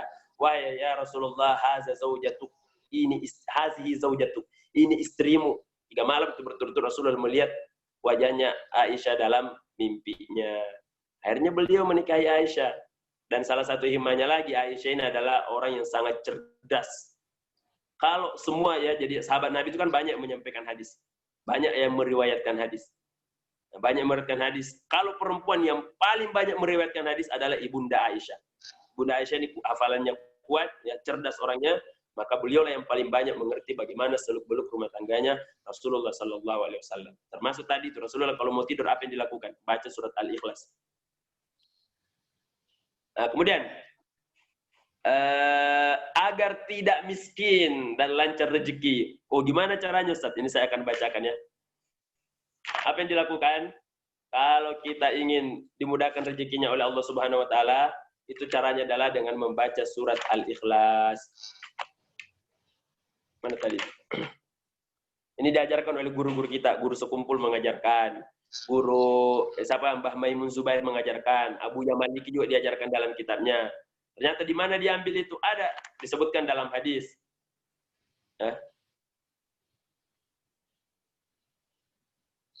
Ada hadisnya. Mana tadi saya temukan? Di dalam tafsir Al-Jalalain ini ya, tafsir Al-Jalalain, tafsir Imam Ar-Razi disebutkan juga bahwa siapa yang ingin dijauhkan dari kemiskinan, maka caranya adalah kalau dia datang ke rumahnya, ini kan kita datang ke rumahnya, kita mengucapkan salam, Assalamualaikum, kalau ada orang, Assalamualaikum warahmatullahi wabarakatuh. Tapi kalau tidak ada orang, atau dari luar semua ini, baru datang ke rumah nggak ada orang, maka kita membaca Assalamu alayna wa ala ibadillahis solihin. Nah itu, salam yang kita baca kalau tidak ada orang di rumah adalah Assalamu alayna wa ala ibadillahis solihin. Itu yang kita baca kalau tahiyat kan. Nah, kalau ada orang di rumah kita baca Assalamualaikum warahmatullahi wabarakatuh. Kalau tidak ada orang, maka yang kita baca adalah Assalamu alayna wa ala ibadillahis solihin. Keselamatan bagi kami dan kepada seluruh hamba-hamba Allah yang soleh. Ja'a rajulun, saya bacakan di sini. Ja'a rajulun ila Nabi sallallahu alaihi wasallam wa syaka ilahil faqr. Datang seorang kepada Rasulullah dan dia mengadu kepada Rasulullah bahwa dirinya miskin. Ya, dirinya miskin. Dirinya susah ini hidupnya nih. Lalu apa kata Rasulullah? Iza dakhalta baitak fasallim. Kalau kamu masuk rumahmu maka ucapkanlah salam. In kana fi ahad. Kalau ada orang dalam, assalamualaikum warahmatullahi wabarakatuh. Kalau enggak ada orang, wa illam yakun fi ahadun fasallim ala nafsik. Kalau tidak ada orang maka ucapkanlah salam untuk dirimu. Assalamu alaina. Ada yang menambahkan wa ala ibadillah sholihin. Kepada seluruh hamba-hamba Allah yang soleh. Waqra dan bacalah qul huwallahu ahad marratan wahidah. Baca surat Al-Ikhlas sekali. Jadi habis mengucapkan assalamualaikum, kita membaca surat Al-Ikhlas sekali. Fafa'ala ar-rajul, lalu orang itu mengamalkan ajaran Rasulullah, fa'adarrallahu alaihi rizqan, lalu Allah memberikan kepadanya rezeki yang lapang, hatta afadha ala jiranihi, sampai memberikan berkah kepada tetangganya semua. Sampai tetangga-tetangganya pun ikut dan berkah hidupnya gara-gara mengamalkan itu. Nah, mulai hari ini insyaallah, asalkan pulang ke rumah, ucapkan assalamualaikum warahmatullahi wabarakatuh. Baru baca bismillahirrahmanirrahim. Qul huwallahu ahad, Allahus samad, lam yalid wa lam yulad wa lam yakul lahu kufuwan ahad.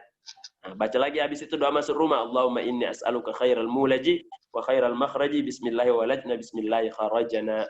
Nah, tapi pada intinya memang ya, janganlah masuk rumah kecuali kita menyebutkan nama Allah. Kenapa? Karena kalau masuk rumah tidak menyebutkan nama Allah, maka syaitan akan ikut. Syaitannya akan ikut masuk. Dan kata Ustazah almarhumah Yoyo Yusro, dulu ada salah satu guru saya itu namanya Ustazah Yoyo Yusro. Beliau punya 13 orang anak, semuanya hafal Quran. Apa kata beliau? Kalau kita masuk rumah tidak baca doa, tidak menyebut nama Allah, maka setannya ikut masuk dan jadi aktivis di dalam rumah. Itu bahasa beliau. Apa maksudnya jadi aktivis di dalam rumah? Setan akan ikut mengganggu kita ya. Setannya akan ikut mengganggu kita di dalam rumah. Dia akan, kita tadinya mau sholat, dia jangan sholat. Karena dia ikut tadi masuk ke dalam rumah gara-gara kita nggak membaca doa ketika masuk. Nah, kemudian yang terakhir, apa kemuliaan surat surat Al-Ikhlas ini? Nah, ini ada kisah namanya sahabat Nabi bernama Muawiyah bin Muawiyah. Kisah Muawiyah bin Muawiyah ini suatu ketika Rasulullah dalam perang Tabuk ya. Akan bacakan.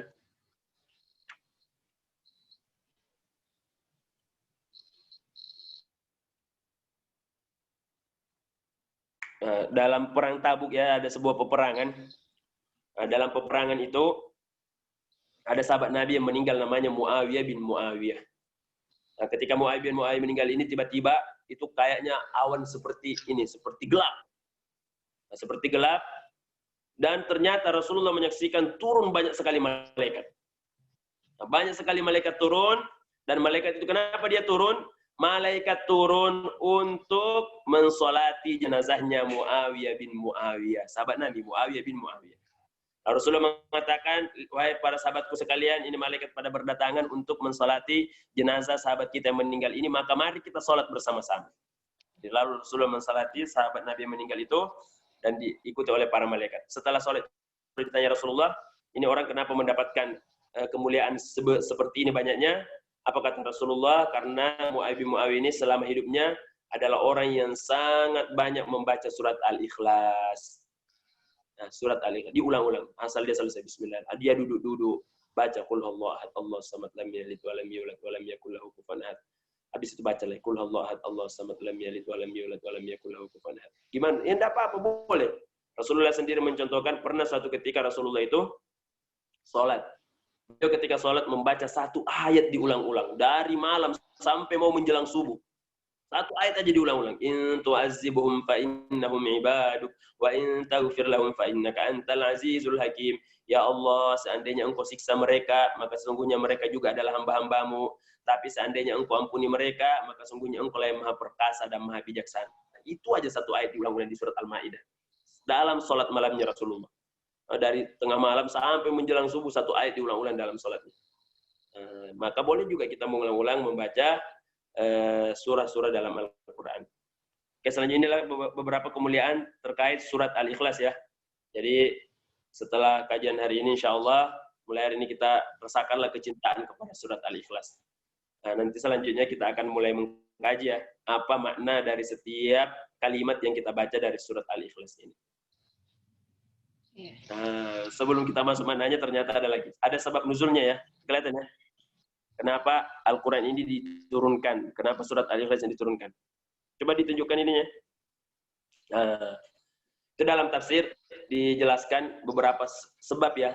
Pertama, karena pertanyaan dari seorang yang bernama Amir bin Tufail. Amir bin Tufail ini seorang musyrik. Artinya dia tidak percaya kepada Rasulullah SAW.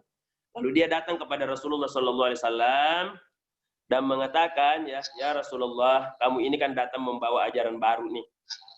Ajaran yang kau mengatakan ajaran yang berasal dari Allah. Syaqqaqta asana wa sabbaqta alihatana, engkau membuat kami ini semua menjadi bercerai-berai dan engkau menghina Tuhan-Tuhan kami. Engkau mengatakan kami ini menyembah patung-patung dan sebagainya. Lalu engkau mengatakan bahwa agama yang benar adalah agama tauhid la ilaha illallah wa khalafta dina abaik. Engkau berbeda dengan kebiasaan kakek moyang kita selama ini. Wahai Muhammad, fa in kunta faqiran agnainak. Kalau engkau itu mengajarkan Islam ini karena kamu miskin, maka kami akan memberikan kepadamu kekayaan. Nah, kalau kamu mengajarkan ini karena kamu miskin, maka kami berikan kamu kekayaan. Itu kata mereka. Wa in kunta majudunan dawaina. Kalau kamu ini mengajarkan ajaran Islam ini karena kamu gila, kami akan carikan dokter yang bisa menyembuhkan gilamu itu. Itu kata Amir bin Tufail. Wa in hawaita imra'atan zawwajnaka. Kalau kamu gara-gara mengajarkan ini karena mau menikah, ingin istri yang paling cantik, kami akan carikan perempuan yang paling cantik. Faqala alaihi salatu wassalam, lastu bi faqir. Saya ini bukan orang miskin. Nah, ingat ya, Rasul sendiri mengatakan, lastu bi faqir. Saya ini mengajarkan bukan karena saya miskin. Jadi mulai hari ini juga kita mesti menghilangkan paradigma cara berpikir kita bahwa Rasulullah itu miskin. Rasulullah itu sebenarnya adalah orang yang kaya. Rasulullah kaya raya. Cuma Rasulullah menghabiskan seluruh kekayaannya untuk dakwah, untuk Islam. Rasulullah itu punya banyak harta, tapi habis semuanya untuk membiayai dakwah ini. Nah, inilah pelajaran kita kepada kita yang berharta, yang beruang, yang berduit. Bertirulah Rasulullah. Jadi Rasulullah itu adalah orang yang pernah kaya raya. Pernah miskin juga Rasulullah. Kenapa? Karena Rasulullah akan mengajarkan kepada kita, wahai orang kaya, kalau jadi kaya itu caranya seperti ini. Wahai orang miskin, kalau jadi miskin itu caranya seperti ini. Jadi kita hidup di dunia ini mesti menjadikan segala yang Allah berikan itu sebagai sarana kita masuk surga. Kita yang diberi kemiskinan oleh Allah, maka jadikanlah kemiskinan itu sebagai cara kita masuk surga. Kita yang diberikan kekayaan oleh Allah, maka jadikanlah kekayaan itu sebagai cara atau sarana kita masuk surga. Yang punya HP, maka jadikan HP itu cara kita masuk surga. Gimana caranya? Ya kayak sekarang. Itu kamu HP mau pakai apa? Ya Allah, dulu waktu saya di dunia saya dikasih HP, saya pakai mendengarkan kajian. Sebaliknya kalau maksiat itu nanti akan ditanya. Jadi kata dia, kata Rasulullah, saya bukan orang miskin, saya juga bukan orang gila, saya juga bukan karena mau perempuan cantik. Ana Rasulullah, saya adalah seorang Rasulullah, ada'ukum min ibadatil asnam ila ibadati. Saya mengajak kalian dari menyembah patung-patung untuk berganti menyembah Allah Subhanahu wa taala. Kemudian karena dia Rasulullah menjawab seperti itu, akhirnya dia pulang lagi. Setelah dia pulang, dia dikirim, datang lagi kamu tanya Muhammad itu apa sih maunya. Lalu pas datang kedua, Amir bin Tufail ini mengatakan, bayyilana jinsu ma'budik. Kalau begitu jelaskan kepada kami bagaimana Tuhanmu itu. Apakah dia terbuat dari emas, atau terbuat dari perak, atau terbuat dari kayu? Karena kan dulu mereka bikin patung, ada yang dari kayu, dari emas, bahkan ada yang bikin patung dari terigu. Kenapa dari terigu ya? Sering kita dengar ceritanya kan.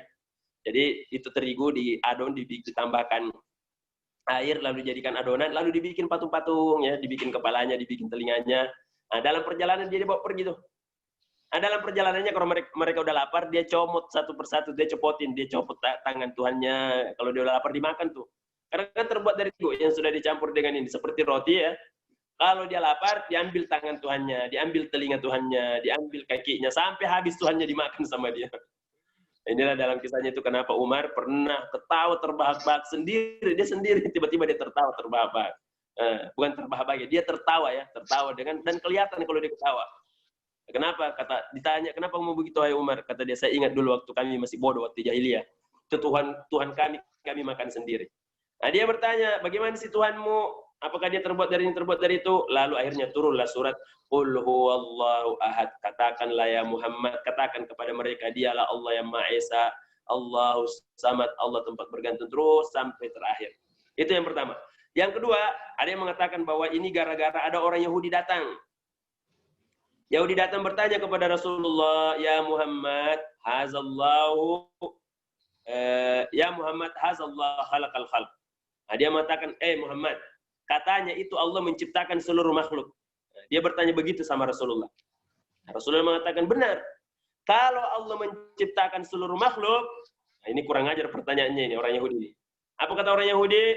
Faman khalaqallah. Lalu kalau begitu, siapa yang menciptakan Allah? Kata orang Yahudi. Oh, disebutkan di sini. Faqadiba Nabiyullah alaihissalam. Rasulullah marah kepada orang Yahudi itu. Kenapa bertanya seperti itu? Fanazala Jibril fasakkanahu. Lalu datanglah Jibril lalu mendiamkan Rasulullah. Ya Rasulullah, tenang. Lalu diturunkan ayat Qul huwallahu ahad. Katakanlah kepada orang-orang Yahudi itu Allahu ahad. Allah itu Maha Esa, ya. Karena dia Esa, maka dia sendiri, maka tidak ada yang menciptakan. Beda sama kalian. Kalian itu butuh pencipta. Nah, akhirnya ketika dibacakan, dia mengatakan, Siflana rabbak kaifa adaduhu. Oh, kalau begitu Allah Maha Esa, ceritakan dong kepada kami bagaimana Tuhanmu itu. Apakah dia punya ini adad, punya otot, bagaimana ototnya, bagaimana lengannya. Langsung Rasulullah marah lagi, lebih marah dari yang pertama.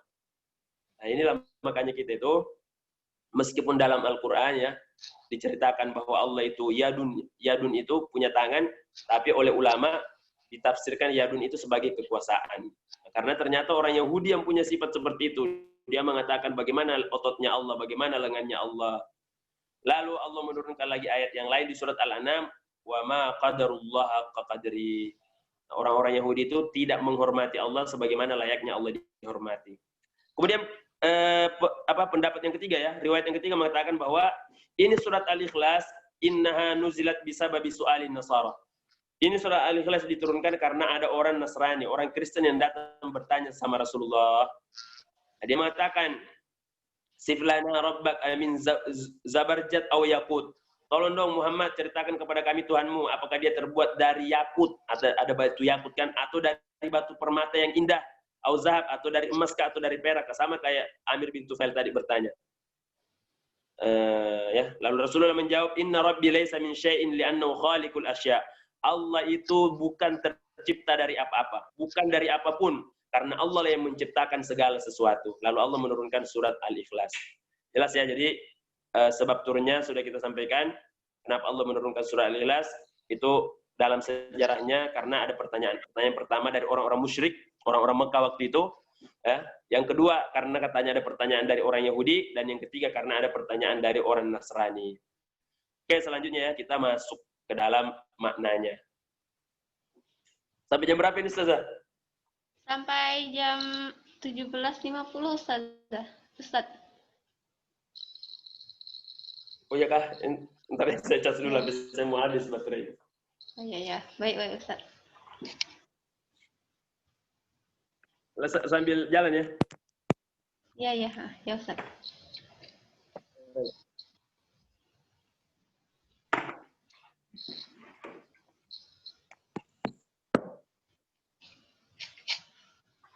Selanjutnya kita memasuki pembahasan ya. Kita udah masuk ayat-ayatnya. Bismillahirrahmanirrahim. Allah memulai ayatnya ini dengan mengatakan qul. Jadi harus benar bacanya qul, qaf. Bukan qul, tapi qul. Apa bedanya qul dengan qul? Kalau qul artinya katakanlah. Katakanlah ya Rasulullah, ya Muhammad, katakanlah. Ya. Katakanlah ya Muhammad. Nah, kalau qul pakai qaf. Tapi kalau kita salah baca, nggak benar, bukan qaf dibacanya, tapi dibacanya kul, maka artinya makanlah. Nah, jadi hati-hati baca Al-Ikhlas nanti setelah ini harus betul-betul qaf, kul di sini keluarnya nih, kul ya. Nah, kalimat kul ini diulang dalam Al-Quran itu sebanyak berapa? 322 kali. 322 kali. Kemudian kaidah selanjutnya ini saya bacakan kaidahnya ya. Ditunjukkan kayaknya. Ya. Diulang sebanyak 322 kali ya. Kemudian kaidah selanjutnya ini kaidahnya nih. Asalkan ada ya semua yang setelah kalimat kul itu artinya sesuatu yang sangat penting. Jadi setiap ada setelah kul itu artinya penting. Ya. Kul huwallahu ahad. Kul a'udzu birabbil falaq. Ada juga dalam Al-Qur'an itu qul lil mu'minina yaghuddu min absarihim. Katakanlah wahai Muhammad ya Rasulullah kepada orang-orang beriman yaghuddu agar mereka menundukkan pandangannya. Dan qul lil mu'minat, katakanlah wahai Muhammad. Itu ya, jadi setiap setelah kul itu berarti sesuatu yang sangat penting, yang sangat urgent, yang harus kita betul-betul perhatian, memaknai, melihat dengan serius. Itu kaidahnya. Diulang 322 kali ya, semua setelah kul artinya penting. Kemudian kul itu semuanya, semua dalam Al-Quran itu artinya katakanlah wahai Muhammad. Jadi Allah berkata kepada Rasulullah, kul artinya wahai Muhammad bilang sama umatmu. Kenapa harus Allah mengatakan kul huwallahu ahad ya? Kenapa tidak langsung saja Allah huwallahu ahad? Kenapa mesti ada kata-kata kul? Ya. Kenapa mesti ada mengucapkan kalimat kul? Ini bedanya seperti ini nih. Kalau kita ada teman, kita bilang sama teman itu ya, kita di kantor nih sama-sama kerja. Hari ini kamu harus masuk kerja ya. Hari ini kamu harus masuk kerja. Kita bilang sama dia. Jadi Bapak kepala sekolah bilang sama kita, tolong bilang sama si Fulan, dia suruh masuk hari ini. Nah, lalu kita bilang sama dia, hari ini kamu masuk kerja. Nah, kemudian yang kedua, kita bilang sama dia, kata Bapak kepala sekolah, kamu masuk kerja. Nah, yang mana yang lebih ini? Yang mana yang lebih kita ini kan? Saya disuruh oleh Bapak kepala sekolah untuk bilang sama kamu, kamu masuk kerja. Yang mana lebih mantap dibanding yang tadi teman kita itu ngomong sama kita ya, kamu disuruh masuk kerja sama kepala sekolah. Nah, tapi kalau dia bilang saya disuruh oleh Bapak kepala sekolah untuk bilang sama kamu, kamu harus masuk kerja. Nah, jadi mengatakan kul huwallahu ahad itu artinya seolah-olah Allah mengatakan kepada Rasulullah, wahai Muhammad sampaikan kepada mereka, urusan ini bukan urusan antara kamu dengan dia, tapi urusan antara saya dengan orang itu. Kamu itu tiada lain hanyalah penyampai.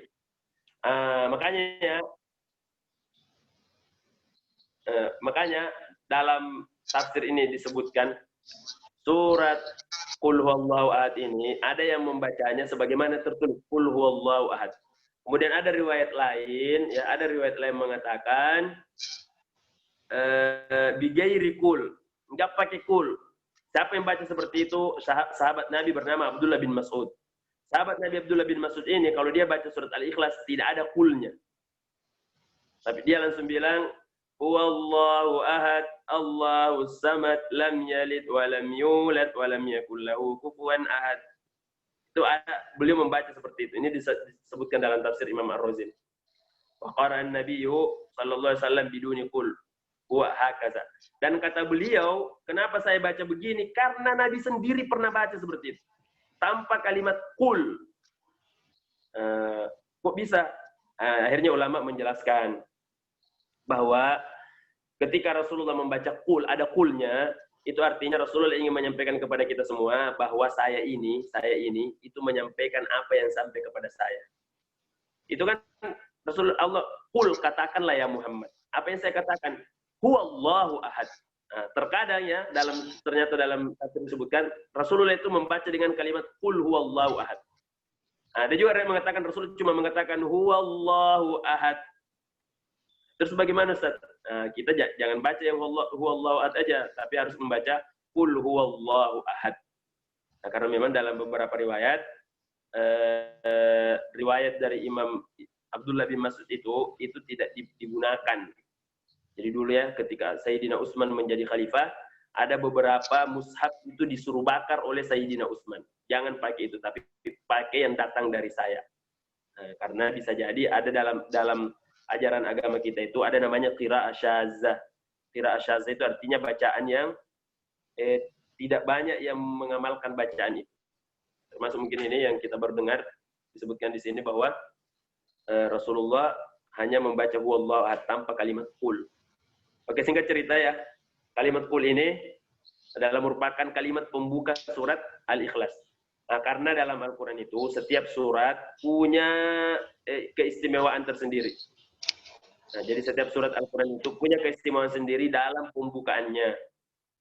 Kemarin waktu kita membaca surat Al-Fatihah, itu saya lupa menyampaikan surat Al-Fatihah itu yang dimulai dengan Alhamdu itu ada 5 surat yang sama dimulai dengan kalimat Alhamdu. Ya. Nah, sekarang surat Al-Ikhlas ini dimulai dengan kalimat perintah. Kalimat perintah apa? Qul, katakanlah wahai Muhammad. Jadi nanti insya Allah, semoga Allah memberikan panjang umur, kita bisa bahas surat-surat dalam Al-Quran itu pembukaannya seperti apa. Karena ada banyak jenis tata cara Allah membuka surahnya. Ada yang membuka dengan pertanyaan, ada yang membuka dengan pernyataan, ada yang membuka dengan zikir, nah, bahkan ada yang membuka dengan huruf saja. Nah, huruf. Ada yang 1 huruf, 2 huruf, 3 huruf, 4 huruf, 5 huruf. Nah, huruf insya Allah itu ada jenis-jenisnya dan ada hikmah-hikmah tersendiri kenapa Allah Subhanahu wa Ta'ala memulai dengan cara seperti itu. Selanjutnya dibuka ya. Nah, huwa lagi. Qul, setelah itu huwa. Huwa ini adalah kata dalam bahasa Arab disebut dengan domir. Domir itu kalau bahasa kita artinya kata ganti. Nah, huwa ini kata ganti orang ketiga tunggal. Orang ketiga sendiri dan dia itu laki-laki, maka menggunakan kata huwa. Disebutkan dalam Al-Quran sebanyak 481 kali ya. 295 itu berarti Allah. Kan huwa bisa jadi Nabi Muhammad. Nah, huwa bisa jadi dia, artinya dia ya. Jadi kata huwa itu dia. Dia yang dimaksud ini siapa? Dia yang dimaksud dalam Al-Quran itu berarti Allah itu sebanyak 295 kali. Nah, huwa sendiri terulang dalam Al-Quran sebanyak 481 kali. Ya. 481 kali terulang dalam Al-Quran. Kemudian 295-nya berarti Allah. Terus yang lainnya bisa berarti apa? Bisa berarti Firaun, bisa berarti setan, bisa berarti intinya dia. Bisa berarti sesuatu ya. Nah, tapi kalau huwa kebanyakan itu berarti menunjuk kepada Allah Subhanahu wa Ta'ala. Hampir ininya kan setengah lebih karena 481 kali 295-nya itu berarti Allah Subhanahu wa Ta'ala. Nah, kalimat huwa pertama kali diucapkan itu di dalam surat Al-Baqarah ayat 29. Ayat 29 itu huwallazi khalaqalakum ma fil ardi jami'an tsumma istawa ila as-sama' fasawwahunna sab'a samawat wa huwa bikulli syai'in huwallazi khalaqas samawati wal ardh. Kemudian terakhir kali kata huwa ini diucapkan di surat Al-Ikhlas. Coba lihat. Di surat Al-Falaq itu tidak ada lagi kata-kata huwa. Di surat An-Nas itu nggak ada lagi kata-kata huwa. Dan luar biasanya, coba ditambah ya. 112 itu adalah urutan surat Al-Ikhlas. Jadi Al-Ikhlas itu merupakan ayat yang ke-112. Sedangkan surat Al-Baqarah, bukan ayat ya, surat Al-Ikhlas itu merupakan surah yang ke-112. Sedangkan surat Al-Baqarah merupakan surat yang kedua. 112 tambah 2 sama dengan 114. Itulah seluruh jumlah surat dalam Al-Quran. Nah, jadi luar biasa kan? Al-Quran itu tidak ada yang kebetulan. Hatta jumlahnya, hatta ukuran-ukurannya itu sesuai semua. Nah, makanya ada yang nanti menulis ijaz al-adad, ya, kemukjizatan nama nomor-nomor angka-angka dalam Al-Quran. Ada yang menyebutkan bahwa kata yaum itu terulang berapa kali? Yaum itu kalau dalam bahasa kita artinya hari. Yaum, apakah yaum yang berarti 1 hari, atau berarti 2 hari, atau berarti beberapa hari, itu terulang dalam Al-Quran sebanyak 365 kali. Sebanyak jumlah jumlah hari dalam setahun. Nah, jadi luar biasa ya. Jadi betul-betul Al-Quran ini adalah merupakan firman Allah Subhanahu wa Ta'ala karena sangat detail. Makanya sangat betul-betul mukjizat. Mukjizatnya Rasulullah itu adalah Al-Quran dan mukjizat abadi sampai hari kiamat. Oke, jadi tadi kita udah membahas qul huwa. Katakanlah wahai Muhammad, dialah. Huwa dialah Allah. Allah. Kita masuk ke dalam pembahasan Allah. Allah ini adalah nama yang paling banyak disebut dalam Al-Quran. Ya. Dalam Al-Quran banyak nama. Ada namanya Nabi Muhammad, ada nama Nabi Musa, ada nama Fir'aun pun ada. Dan nama sahabat ada dalam Al-Quran. Tidak ada satu sahabat Nabi pun, kecuali satu sahabat ini. Nabi kan punya banyak sahabat. Umar tidak disebutkan dalam Al-Quran, Abu Bakar tidak disebutkan dalam Al-Quran, tapi ada satu sahabat Nabi yang disebutkan dalam Al-Quran. Mau tahu siapa namanya? Insya Allah minggu depan kita bahas. Siapa nama sahabat yang disebutkan dalam Al-Quran. Ya. Satu-satunya sahabat Nabi. Cuma dia yang disebutkan namanya oleh Allah Subhanahu wa Ta'ala. Dan kenapa hikmahnya disebutkan dalam Al-Quran. Nah, tapi kalau nama ya, selain itu, nama siapa yang paling banyak disebutkan dalam Al-Quran itu adalah namanya Allah Subhanahu wa Ta'ala. Jumlah surah dalam Al-Quran 114. Nah, 85 surat itu ada namanya Allah dan 29 surah lagi tidak tersebut nama Allah di sana. Nah, jumlah semuanya berapa kali nama Allah disebutkan? Itu sebanyak 2.699 kali. Dari awal Al-Fatihah sampai akhir An-Nas, nama Allah disebutkan sebanyak 2.699 kali. Dan inilah nama Allah ini disebut dengan dalam bahasa lafzul jalalah. Nama yang penuh dengan keagungan, lafaz jalalah. Tidak ada yang boleh dinamai nama ini kecuali hanya Allah Subhanahu wa Ta'ala. Kalau mau memberikan kepada orang lain, maka mesti ditambah dengan kalimat sebelumnya. Mesti ada kata Abdullah, hambanya Allah. Tidak boleh ada orang dikasih nama sendiri. Siapa namamu? Nah, oh, nggak boleh. Ya, itu dosa besar. Cuma Allah yang boleh memiliki nama ini. Para pendengar dan peserta kajian dengan Allah Subhanahu wa Ta'ala ya. Kita selesaikan satu ayat dulu, ahad. Apa bedanya antara ahad dengan wahid? Ahad dengan wahid itu sama-sama berarti satu. Tapi kenapa Allah mengatakan kul huwallahu ahad? Kenapa Allah tidak mengatakan kul huwallahu wahid? Nah, padahal kan wa ilahukum ilahun wahid. Dan Tuhanmu itu adalah Tuhan yang wahid. Kenapa di sini Allah menyebutkan ahad? Qul, katakanlah ya Muhammad, katakan kepada mereka semua bahwa Allah itu ahad. Kenapa ahad? Kenapa bukan wahid? Qul huwallahu wahid. Jawabannya disebutkan oleh Imam Ar-Razi, annal wahida yadkhulu fil ahadi wal ahadu la yadkhulu fihi. Karena kalau kita mengatakan wahid ya, karena wahid itu karena kalau kita mengatakan wahid bisa juga berarti ahad. Tapi kalau kita mengatakan ahad tidak bisa berarti wahid. Gimana penjelasan itu? Seperti ini nih. Kalau kita menghitung itu tidak pernah kita bilang nomor satu ahad, nggak ada itu nomor satu ahad, tapi nomor satu itu wahid. Setelah wahid pasti ada isnani, dua. Tapi kalau kita sudah bilang ahad, berarti tidak ada lagi setelah itu. Satu, betul-betul satu. Tapi kalau wahid, satu tapi setelahnya ada lagi. Makanya kalau kita menghitung itu tidak ada. Kamu hitung coba dari satu. Dalam bahasa Arab tidak pernah kita menghitung mengatakan ahad. Nggak salah itu, salah besar tuh. Kalau orang disuruh menghitung dan berurut, ya ini berbaris kita ini, disuruh menghitung. Kamu mulai dari satu hitung. Kalau orang mengerti bahasa Arab, dia pasti langsung mengatakan wahid. Karena setelah wahid itu ada isnan. Setelah isnan ada salisan. Salasa ya. Arba'ah. Tapi kalau orang mengatakan ahad, udah berhenti di situ.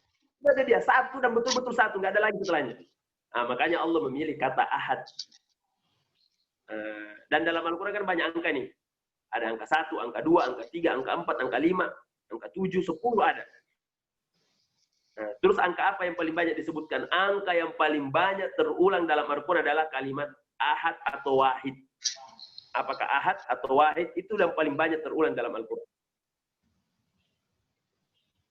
Kemudian makanya Bilal itu Sayyidina Bilal itu kan masuk Islam. Ketika beliau masuk Islam, beliau disiksa. Zikir yang beliau baca adalah ahadun, ahadun, ahad, ahad, ahad, ahad. Kenapa beliau ngomong gitu? Karena dengan beliau ngomong seperti itu semakin membuat orang musyrik ini sakit hati. Nah, karena kan mereka bilang Tuhan itu banyak, sedangkan datang Rasulullah mengatakan Tuhan cuma satu, Ahad. Nah, makanya kata beliau, kalau ada kalimat yang lebih bikin sakit hati mereka ya, yang saya pahami yang lebih kuat maknanya daripada ini, maka itulah yang akan menjadi zikirku. Ahad, ahad, ahad. Ya. Itu bikin mereka sakit hati. Jadi semakin dia bilang ahad, semakin disiksa dia. Jadi untuk menunjukkan kepada mereka bahwa inilah kuatnya imannya Bilal. Harusnya kan dia berhenti. Tapi beliau malah mengatakan ahad, saya percaya kepada Allah yang satu. Kalian salah. Nah, jadi orang-orang musyrik Mekah dulu itu mengatakan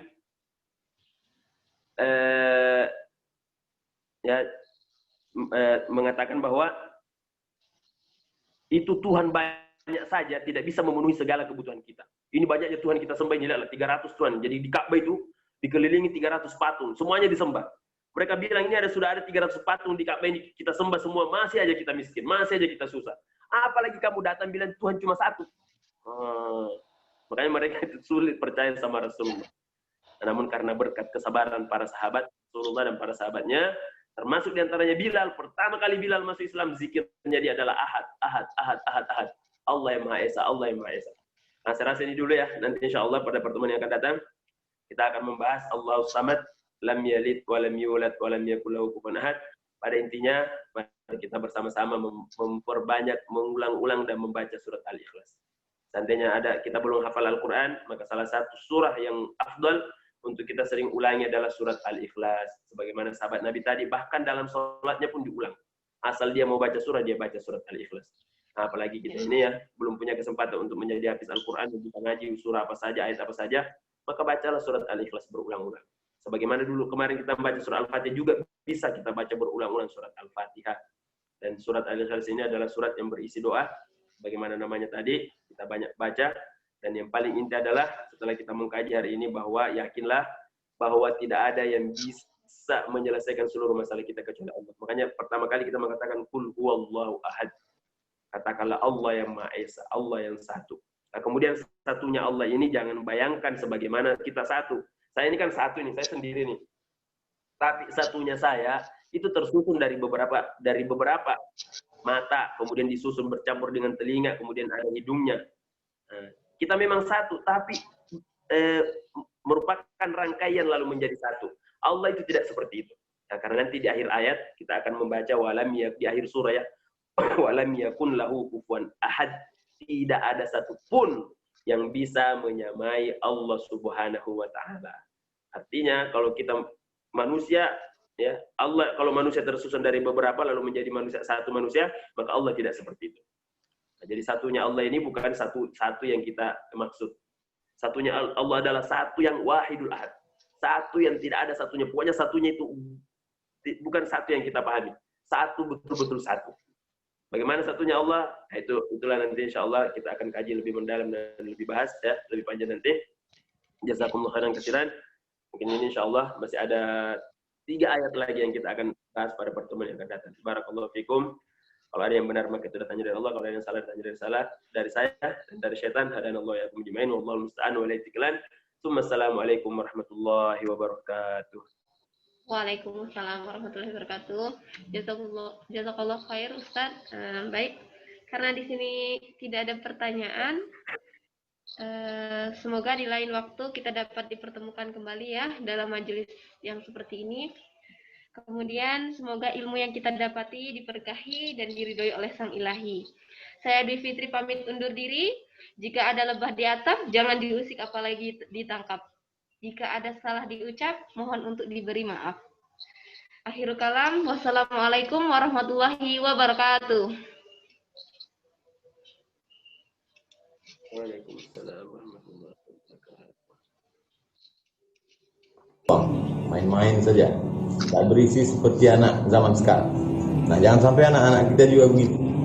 Maka di antara salah satu sekolah yang punya program yang bagus, tamat SD bisa hafal 12 juz targetnya, kemudian hafal hadis 200, namanya SD Al-Quds di kota Samarinda. Penggagasnya diajarkan oleh alumni-alumni Al-Azhar Mesir dan dari Sudan, alma mater saya, adik-adik kelas saya. Kemudian dilanjutkan SMP-nya namanya SMP Asqalan. Tamat dari SMP ini, boarding school, akhlaknya baik, sholatnya nggak tinggal, hafal 15 juz, dan bisa IT. Jadi jangan bayangkan hafal Quran jadi guru ngaji, imam tarawih, bukan hina, cuman orang memandang rendah. Ini hebat IT, bisa jadi programmer, sekolah desain teknologi, tapi hafal Quran. Saya sekarang berada dan berdiri tepat di atas lahan yang insya Allah di tempat ini akan kita bangun masjid, dan masjidnya akan kita beri nama Masjid Al-Aqsa. Saya ingin mengajak kepada kita semua untuk berlomba dan bersegera. Jangan sampai ketinggalan kesempatan luar biasa ini untuk bersama-sama kita menegakkan agama Allah di atas lahan ini. Insya Allah di tanah ini yang kita lihat ada rerumputan, pohon yang besar dan kecil, insya Allah akan kita bangun sekolah Al-Quran SD Islam Al-Quds, sekolah berbasis karakter Quran pertama di Samarinda. Sudah dibebaskan dengan pembayaran DP, tapi masih kurang banyak untuk pelunasan tanahnya. Kita ingin ada satu sekolah Quran yang baik, yang bagus, yang bisa mendidik generasi kita menjadi generasi-generasi Quran, anak-anak yang bacaan Qurannya bagus, menghafal Al-Quran, harumkan nama negeri kita, mempengaruhi karakter-karakter baik di masyarakat kita. Insya Allah wakaf, sedekah, infak dari bapak dan ibu akan disaksikan oleh rumput-rumput sekarang yang tumbuh ini, pohon-pohon yang di belakang saya. Insya Allah berapapun rupiah yang kita wakafkan untuk membebaskan tanah demi pendidikan Al-Quran ini akan menjadi saksi pada hari kiamat nanti di hadapan Allah bahwa kita sudah punya aset, sudah punya saham untuk mensyiarkan Al-Quran, kalam Allah di muka bumi ini. Mudah-mudahan Allah balasi dengan ketenangan hati. Yang lagi ada masalah rumah tangga Allah mudahkan solusinya, yang ada hutang dengan berwakaf malah Allah mudahkan melunasi hutangnya, yang punya janji Allah mudahkan menepati janjinya, yang anaknya ada masalah susah dididik Allah mudahkan mendidik anak dengan keikhlasan kita berwakaf untuk Al-Quran. Mari semangat Bapak dan Ibu-ibu, kita berlomba-lomba mengejar pahala dari Allah, mendapatkan pahala Al-Quran. Assalamualaikum warahmatullahi wabarakatuh.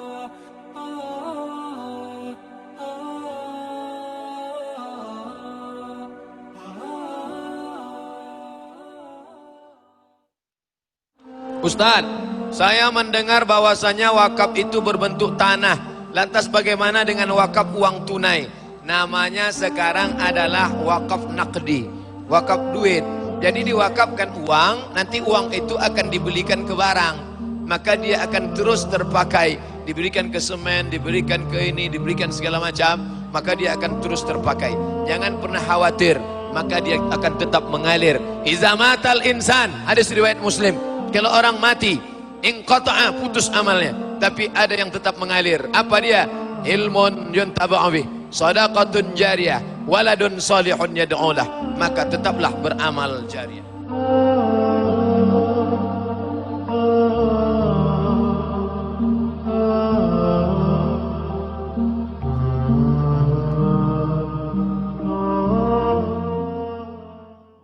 Assalamualaikum warahmatullahi wabarakatuh. Kalaulah boleh usia ini kita mundur lagi ke belakang, maka berapa banyak usia SD kita itu hilang, terbuang, main-main saja, tak berisi seperti anak zaman sekarang. Nah, jangan sampai anak-anak kita juga begitu. Maka di antara salah satu sekolah yang punya program yang bagus, taman SD bisa hafal 12 juz targetnya, kemudian hafal hadis 200, namanya SD Al-Quds di kota Samarinda. Penggagasnya diajarkan oleh alumni-alumni Al-Azhar Mesir dan dari Sudan, alma mater saya, adik-adik kelas saya dulu. Kemudian dilanjutkan SMP-nya namanya SMP Asqalan. Tamat dari SMP ini, boarding school, akhlaknya baik, sholatnya nggak tinggal, hafal 15 juz, dan bisa IT. Jadi jangan bayangkan hafal Quran jadi guru ngaji, imam tarawih, bukan hina, cuman orang memandang rendah.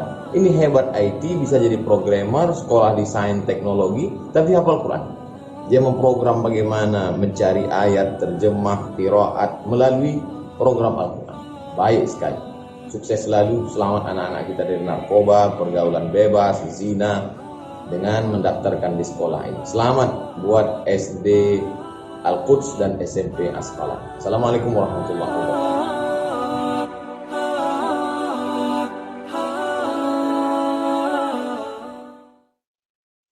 Bismillahirrahmanirrahim. Assalamualaikum warahmatullahi wabarakatuh. Kaum muslimin dan muslimat dimanapun berada yang menyaksikan video ini, semoga Allah Subhanahu wa taala senantiasa memberikan kepada kita rahmat, kasih sayang, memberikan kepada kita umur yang panjang, memberikan kepada kita kelimpahan rezeki yang tidak pernah putus. Saya sekarang berada dan berdiri tepat di atas lahan yang insya Allah di tempat ini akan kita bangun masjid, dan masjidnya akan kita beri nama Masjid Al-Aqsa. Saya ingin mengajak kepada kita semua untuk berlomba dan bersegera. Jangan sampai ketinggalan kesempatan luar biasa ini untuk bersama-sama kita menegakkan agama